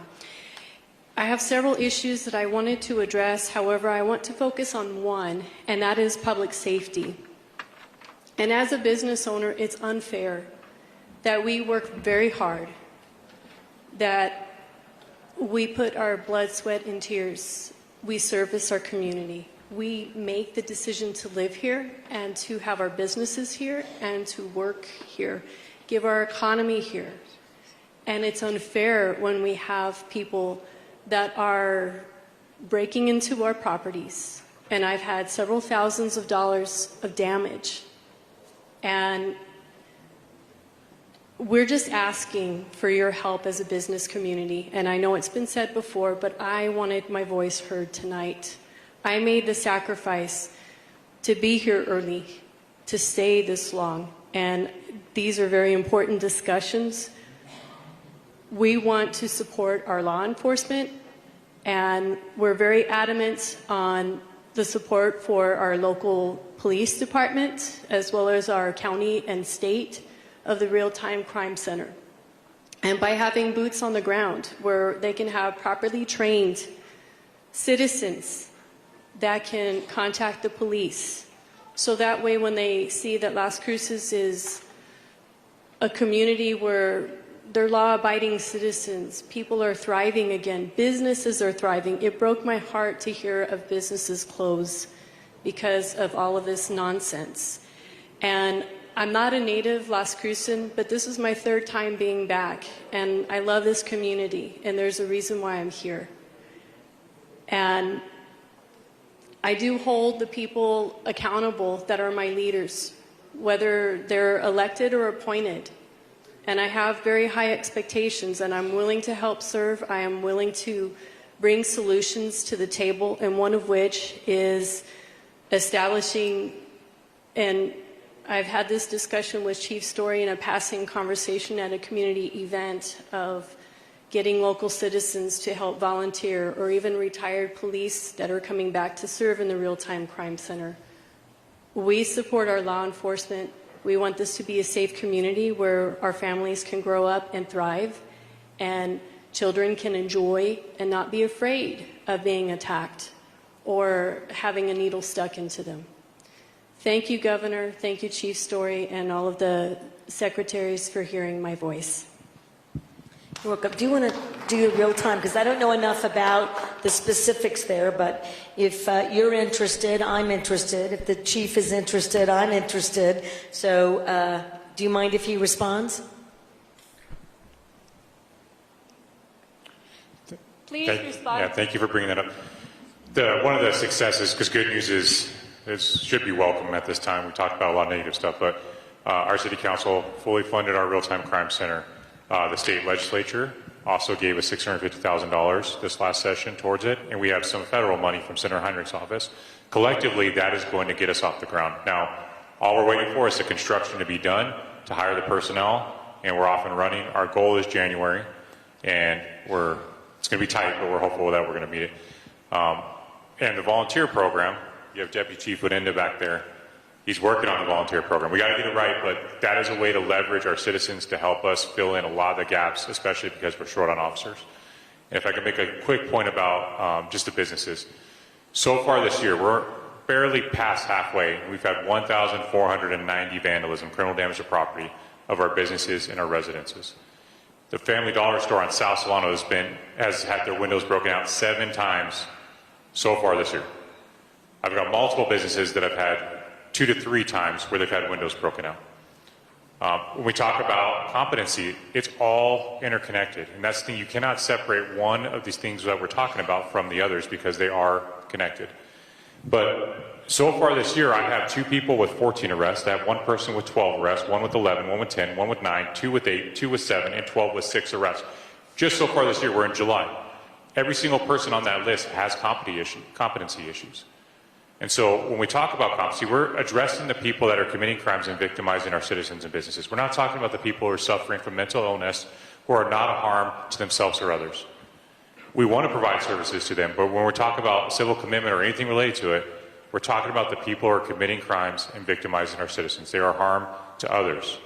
And that's, to me, where we need to keep the focus and find the common ground so that we can get those people help and also help our businesses and the people that are suffering from the crime. Thank you, Chief.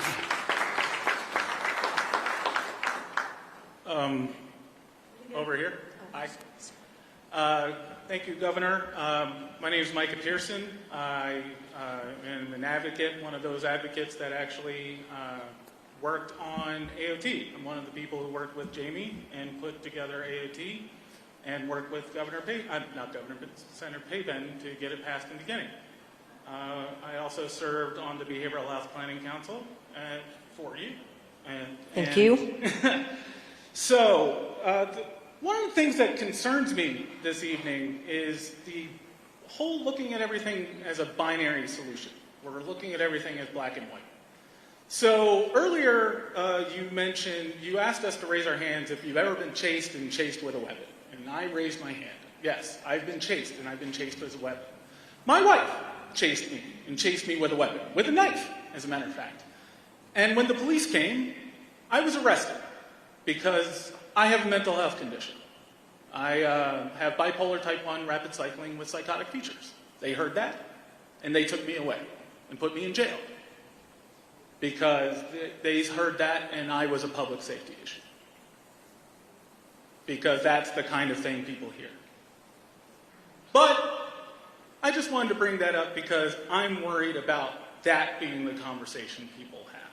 But earlier this evening, you mentioned, I want to hear your solutions. And since my job as a national advocate in mental health is to think of solutions from the lived experience perspective, we've been having a lot of conversations about competency and people with psychosis coming around. And since I live with psychosis and think of these things, why aren't we having a conversation about 72-hour holds? We're one of the few states that don't have them. And a lot of people who are experiencing psychosis, we can hold it together for 12 hours. We come in, the hospitals look at us, we think about it for 12 hours, we hold our stuff together, didn't say the other word, and, but we can't hold it together for 72 hours, which is why a lot of other states have 72-hour holds. That's So I think we still have a law that allows us to do 72. That could have changed. I think it's still there. Here's what I think happens. And I'm happy to be challenged because sometimes my head lives in 2004, 2005, 2006, and 2007. If it's not there, part of what we want to do is to expand all those definitions. So while I didn't speak about them in the competency and commitment, that is contemplated to make sure that whatever the hold period is sufficient. Two, what I'm worried about is that hospitals are very, very anxious to do 24 hours or less and just move people through. So I would believe you, I believe you would know. Did we change the 3-day opportunity? Is it just 1 in 7? There's not a 72-hour hold at hospitals. As a matter of fact, well, but I mean, is it law or is it just practice? No. Well, I'll get to the bottom of it. I believe we have the legal authority to do that. So that's Danica Gonzalez with Disability Rights New Mexico. Okay. I'm with Inside Out. Okay. And we know there is no 72-hour hold. All right. And again, I'll look to the law, but I believe I don't really know. But it used to be. We're not talking about criminalizing it. No, we're talking about treatment. Treatment. That's right. And so we have one of the least expansive treatment set of laws in the country, including who qualifies for the Behavioral Health Institute. Now, that I know. In 2004, that was not the case. It is the case now, and I do think it's creating significant issues. So I want to make sure I'm hearing this right. That assuming you're right, and I believe that you are, you're working in the field in a way that I'm not, so that somehow that's gone. We agree that meaningful treatment in acute settings should be readily available for both people who want it, people who need it, and where appropriate, and not waiting for an arrest, but having the ability to make sure it's available. That is all contemplated here. The public safety nexus is separate, but you're not wrong about the 72. We know that our commitment laws are narrow and too narrow in the state. I know that now, but I'm confused about the 72. So I'm going to learn it, and I see the woman. Tell me your name. You've got your arms crossed. You're wonderful. Because you were nodding, so you were helping me. Hi, Governor. My name is Tanika Sosa Gonzalez, and I am actually a behavioral health nurse. And if I may, Governor. Oh, yeah, please. I mean, being educated is, I like that. Sure. So, yeah. Backstory. In 2007, my aunt, Susan Diane Kuchma, New Mexico State police officer, was killed by her son, Justin. He broke into her home and stole her service weapon in the middle of a psychiatric crisis. She had tried for years and years and years to get him help. Mm-hmm. And he called her and said, "Mama, I'm ready to see a nurse." And she came to her home not knowing that he had her weapon. And he shot her in the head. In 2007. In 2007. After that, on the way home from her funeral, I found out that I got accepted into nursing school. And I was supposed to be a midwife. Like, nursing school is not my lane, not my thing, right?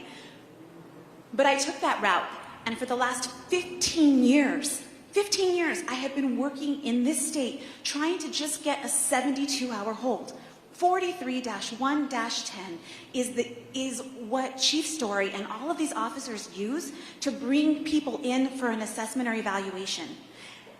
After, it's not even 12 hours, it's just they can come to a jail, they can come to a hospital, and now through the work that we've done in Las Cruces, our very forgotten Las Cruces, we now have the ability to use them, to use the Crisis Triage Center. Yep. Right? And I am so frustrated. You wanted AOT? I said, yes, I'll give you AOT. I'll help lead that up. You want a CCBHC? I said, yes, I'll do your CCBHC. You want inpatient peer support? I'll do that. Trauma-informed care? I'll teach it internationally. I need for you to give us the tools. We do not have a 72-hour hold. When someone comes in, we have 5 days. 5 days to send an affidavit to the district attorney's office, and they will accept it or not. And then, based upon clear and convincing evidence, that hearing happens, if the DA accepts it, through clear and convincing You're evidence. exactly speaking my language. So the 72 hours, just give me a second, in the way in which we narrowly use those, it's a broad statute that requires a judge to say X. All right, you can do 1, 3, it's up to on clear and convincing evidence. Wait. Clear and convincing evidence is the constitutional standard. Yeah, so I can't change that. But what you're describing, just let me finish. Have you read our commitment bill? Absolutely. Okay, so Absolutely. You know that it changes all of that. Right. Okay, so here's what I'm misunderstanding. You're for that or you're not for that? 7 days is too long. I'm telling you. So as somebody, right, but it's an up to. But here's what's happening. And it's not 7 days anymore. So I don't think you've read the latest versions of the. Can I? No, I haven't. And you know what? I don't think most of the people here have, because we have. You know, Governor, with all due respect... No, I'm just trying to get to the bottom. With all due respect, Governor, I have read and spent countless hours reading everything that has come out. I've participated and done everything. And I think that that's part of the problem with this short session, is that there was not enough time. I have been working with Disability Rights New Mexico because I didn't agree with what was happening in AOT, so I joined them and convinced them to join the team with the county and join with the city, right? So I'm a pragmatist, and I think what we need, if you're asking us what we need as a community, is we need to see those bills ahead of time to have those discussions. To have a special session, it wasn't, I Okay, but they had those bills. They do now. No. They had them. I want to make this very clear. For years, they also had these bills in the 30-day session. They did. They did not hear them. They did not debate them. They did not ask you your opinion. They did not publicize them. They did not come to you, the community. They did not talk to the hospitals or the providers or the cabinet or anyone. They gave me 20 to 30 seconds. They all voted no, all of them. Bipartisan, done. That's why there was a special session. And the reason I was a little pushy there is because I think there's a narrative that somehow I just showed up in July and said, I'm going to make you decide on these 5 or 6 bills that you've never seen before, and you have exactly a day to deal with them. That is false. I'm not, Governor. Okay. I mean, not that you said that. I just don't want them to say that to you. I'm not feeding into that narrative, and I know that they had bills the last session because I left my family and drove to Santa Fe. Left my children, with supervision. Okay, good. So you know that they didn't just get it. Okay, an entire day and drove back in the pouring rain in tears because we couldn't hear these things. And I think that the people that need to be at the table are not at the table. Nothing about us without us. Please, have it here at the table. Have it here at the table. Make sure the interest of the indigenous community whose money we are taking and using through oil are represented at the table.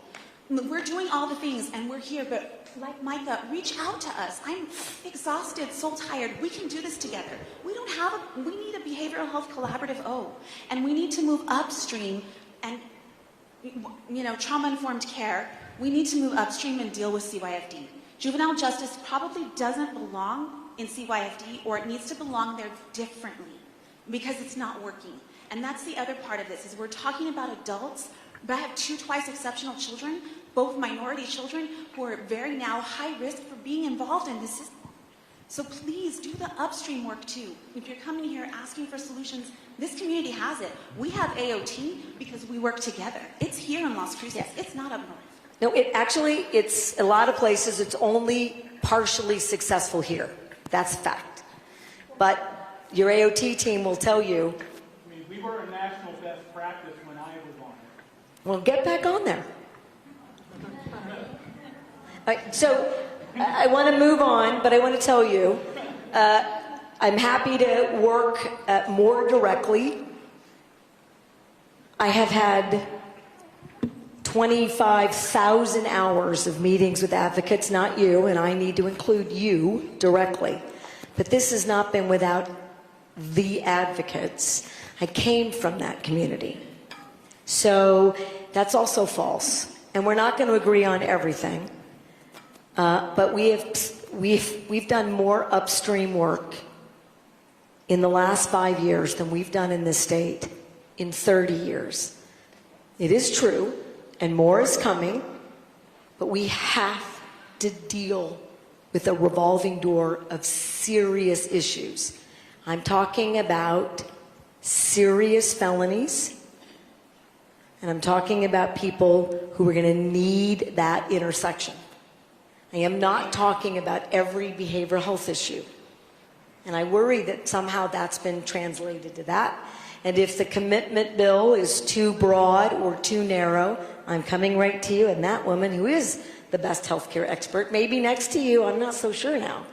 But I do want to talk to you. And I hope the family, I think it's a family, I hope you'll talk to me too. I'm sure I need to learn more, and I'm open to that, absolutely. So thanks for being a fierce advocate. And I'm sorry I got so pushy. I was just worried that this narrative, the other narrative, I shouldn't be vilifying anyone, but the other narrative that they haven't had time is not true. And that it should just be my way is also, that's not a good thing either. It should be our way. We need to find New Mexico models. But I do think we're on the right track, and I will follow up with you. And thank you for being here and waiting so long.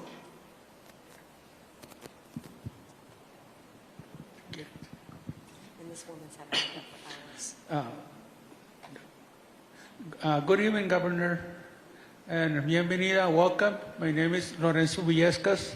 I live in Sunland Park, and I want to invite you back to visit us so you can meet with the residents and they can show you the yellow water that's coming out of our faucets, the oily water, how hard it is even to take a shower with that kind of water. And if you cannot come, if you could please send a representative from your office so he can get all that information, and hopefully you can help us. I'm going to commit right now, sir. We've been out there, but we're not communicating with residents. It's clear to me that we're not doing the job we should do. So I'm going to task Secretary Allen and Secretary Kenny to make sure that we do a public meeting and talk about where we are and where we aren't. Do you think you could help me get information out to the residents of Sunland Park so that we can come out and share when the water gets cleaned and what we'll do in the interim? Would you help me with that? Oh, I'll be glad to, ma'am. Okay. I want that water clean, and I want you protected, and I want it done right away. Yeah, so do we. Okay. Governor, can I just say something? Yes, sir. It's more than 10 years now that we have been going to the city of Sunland Park and to Grua and telling them the water is not safe. You have to do something, but we were always ignored. Only until this past November, December, that they couldn't hide it no more, that they had to come out clean. It's only then that they sort of listened to us, and they did away with the old Grua Water Board, and a new one was formed. And when that new one was formed, we asked how was it going to be. They told us that they were going to choose at large, no city employees or county employees, just people that were expert in that field. But on the first meeting that the new board had, that was not so. The mayor of Sunland Park was the chairman, and plus 2 employees of the city of Sunland Park were added to the board. when they were not even elected by the residents of Silent Park. So they're not going to be accountable to us, and we are worried that where is the loyalty going to be? Is it going to be to the city of Silent Park or to us, the It's residents? going to be to the residents, and I think, and I should know this issue better than I do. I'm embarrassed by that. Because it was 2 weeks ago, I think, or 3. I'm looking at you like you might know, but maybe you don't. He does health, which is a public health issue. Secretary Kenny does the environment. Secretary Kenny was in the community 2 or 3 weeks ago. We've made a deal, which means more money is coming, but now we're more directly in charge. And what people, I think, need to hear, because it's true, is that money's gone to clean up the water, but that never happened.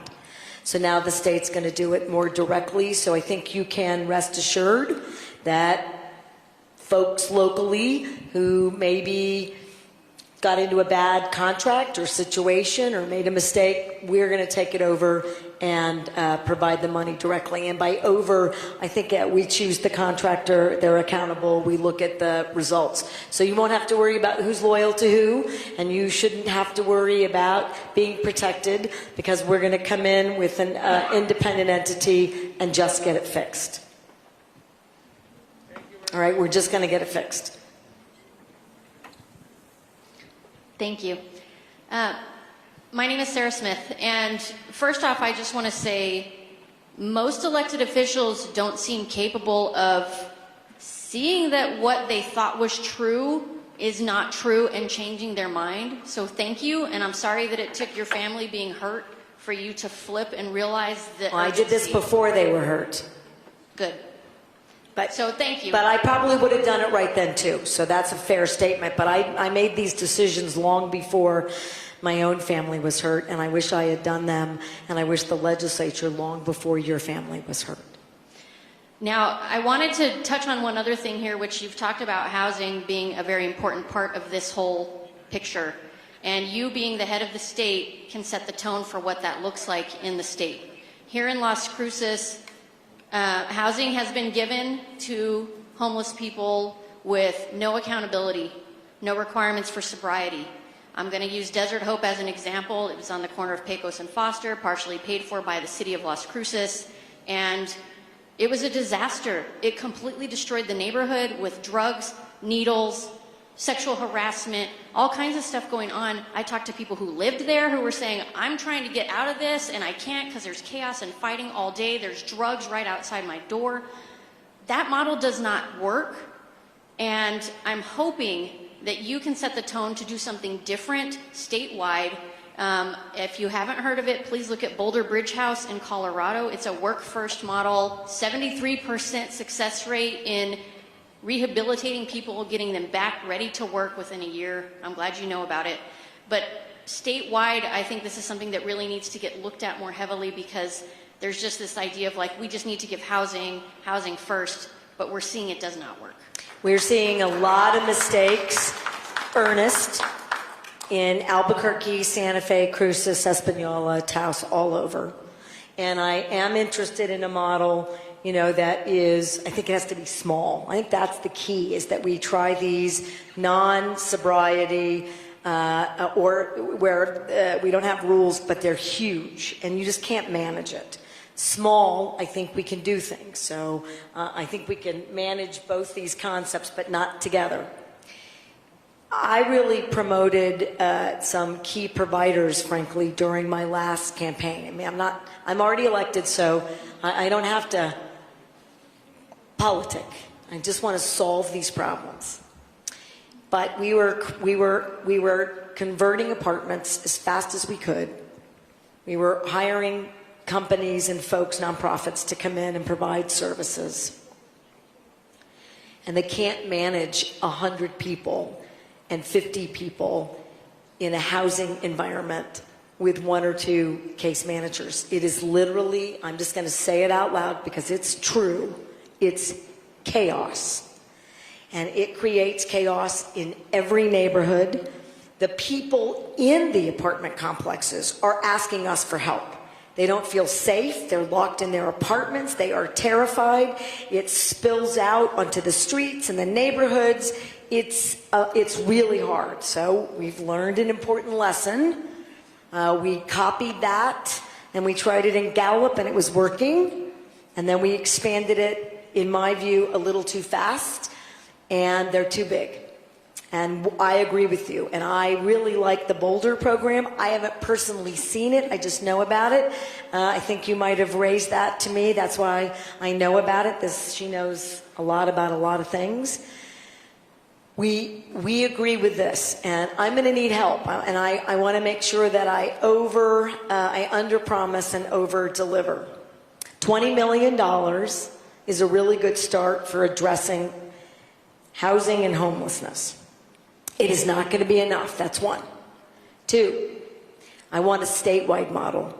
And I can't do work without my local partners. And if I have said anything that feels like I'm disrespecting the DA, then I need to take it back. The DA's helping me. If I'm doing anything that sounds disrespectful to the police chief, then I've done something wrong. The police are helping us, and I go to them for advice. I need their advice. They're on the streets. They know. I go to the county and the community services folks because they're serving you. They know, and the city. That doesn't mean that everyone in the city and everyone in the county and every elected person is on the same page, but we are seeking their counsel. Here's what I've learned so far, and I need more people to help me. That you have to create what they call provider lanes. Because if everyone's doing intakes, people just move and do these intakes, but we don't get services. If people are doing services, it's typically the same service for the same 50 people in 4 or 5 different organizations, and they just move between the organizations. If you do the census at shelters, when that time runs out at one, they just move to another. So we're not solving any of these problems, and providers are frustrated. I mean, they're not, but that's in a circular pattern too, with nothing that solves any of these problems. So a model, Houston, has my interest. Again, it's got to be a New Mexico model, but Houston is a city bigger than the state in terms of population, that they create these lanes. These providers will do intakes and tell us who is who. They need housing, they need mental health support, they need drug addiction support, they need to get home, they've lost their belongings, they need store. What's happening? Then those folks triage who goes where. So everybody has a job. We know what it is. We don't serve the same 30 people over and over and over again. That's happening a lot in Albuquerque. I would assume it happens a lot. Yeah, it happens here too. That did interrupt that vicious cycle, and they went from 30 to thousands and have been fairly successful. I will also say Houston's done a little of this, where they're really successful, and I'm trying to figure out what happens, and then they're not. Another issue is cities are really dealing with this much better than we are. Manhattan, Chicago, Houston, Dallas, California is starting to do a ton of work. Oregon. I am a little worried, and I don't have the data to back up my intuition. I do know that people are being moved around, like I said, but I think it's much bigger than that. And if you're a bad actor on the streets of New Mexico, and there are many, and you know that you can bring in vulnerable people from other states that you can traffic, I think they are. And I'm seeing this sort of explosion, and as we talk to people, no one is from here. Now that's a bit of an exaggerated statement, but not by much. And I stop, and I bet you all do too, and talk to people. And they're from Arkansas and Texas and Alaska and Hawaii and New York and Florida. And I ask them, well, how did you get here? And why are you here? And they don't quite give me an answer, but it's a lot of people. And even if each person can take a service that we have, at some point we will collapse. And so I'm really trying to get my arms around the right services in the right place at the right time. Do you think you could help us develop that model? I mean, we're gonna try some stuff that doesn't work. But we should use the evidence that's out there. We should try to execute these services in a meaningful way.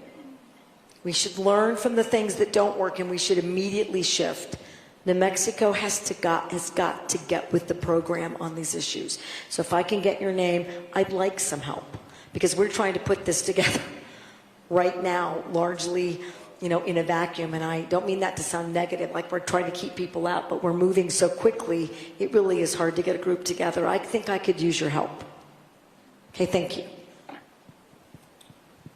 Hi, my name is Melissa. I have a title. I am no longer me. I am a victim of domestic violence. I am angry. My cycle has just begun on May 16th, 2024. My house, my home, where I take care of my parents, was broken into right when I was going to sleep, when night is supposed to be peaceful and quiet and enjoyable and restful. That night, I heard all the trauma that was going outside my window. My window was crushed in. I knew that my attacker was coming to get me. I felt it. My animals felt it, my dogs. I immediately tried to run away. He kept calling my name because he is my neighbor. My neighbor of 40 years that I've known him all his life. I'm a New Mexico resident. I've been in Las Cruces. I'm fearful for my life, and I'm here today because I know he's coming back to kill me. He was just released 3 days ago. I can't sleep. I can't eat. I'm depressed. I'm also suffering from panic and anxiety attacks. You are a mom. You would not want this upon your own family. My mom, she has to be with me so I can shower because I still smell him in my bathroom where they actually arrested him. My bedroom is not the same anymore. I'm fearful for my life because I just found out that the district attorney dismissed my case. I am an educator. I'm here to support my students. I do what I can. But when I have this title on me, that I'm a victim of domestic violence, because his intentions was to go ahead and rape me, my neighbor that I knew all his life. When they arrested him and they brought him out of the kitchen, I asked him, why? Why did you choose me? His comment was, I'm sorry. He left. I felt safe for the 2-3 months that he was in jail. I was able to go to my yard. I was able to garden. Now, because of him, I can't do anything. My parents, they're elderly. They're suffering. Because now they have to tell me, are you going outside? We're going with you. My children, my grandchildren, they're hurting. My grandson, he's only 9 years old. And he told me, Mama, you need to protect yourself. Here is my baseball bat in case if you need it. A 9-year-old to tell his own grandmother that he is going to protect me with his baseball bat under my bed. I've been told several times that you need to hold a gun. I'm afraid of guns because of what they will do, because of the wrong hands that it goes to. With my luck, I probably won't be able to do anything to this man because I probably would wind up hurting myself or someone else I love in my own home. Why should I have to carry a gun? Why should I have to have a weapon? Okay, so now I have protected services for 3 years. What good is it going to do me if the system has failed me? Why did my case get dismissed when I'm only a human being, a mother just like you, a daughter, a sister, a grandmother, an educator? I face my students every day with a fear that this man is going to come back and just haunt me no matter what.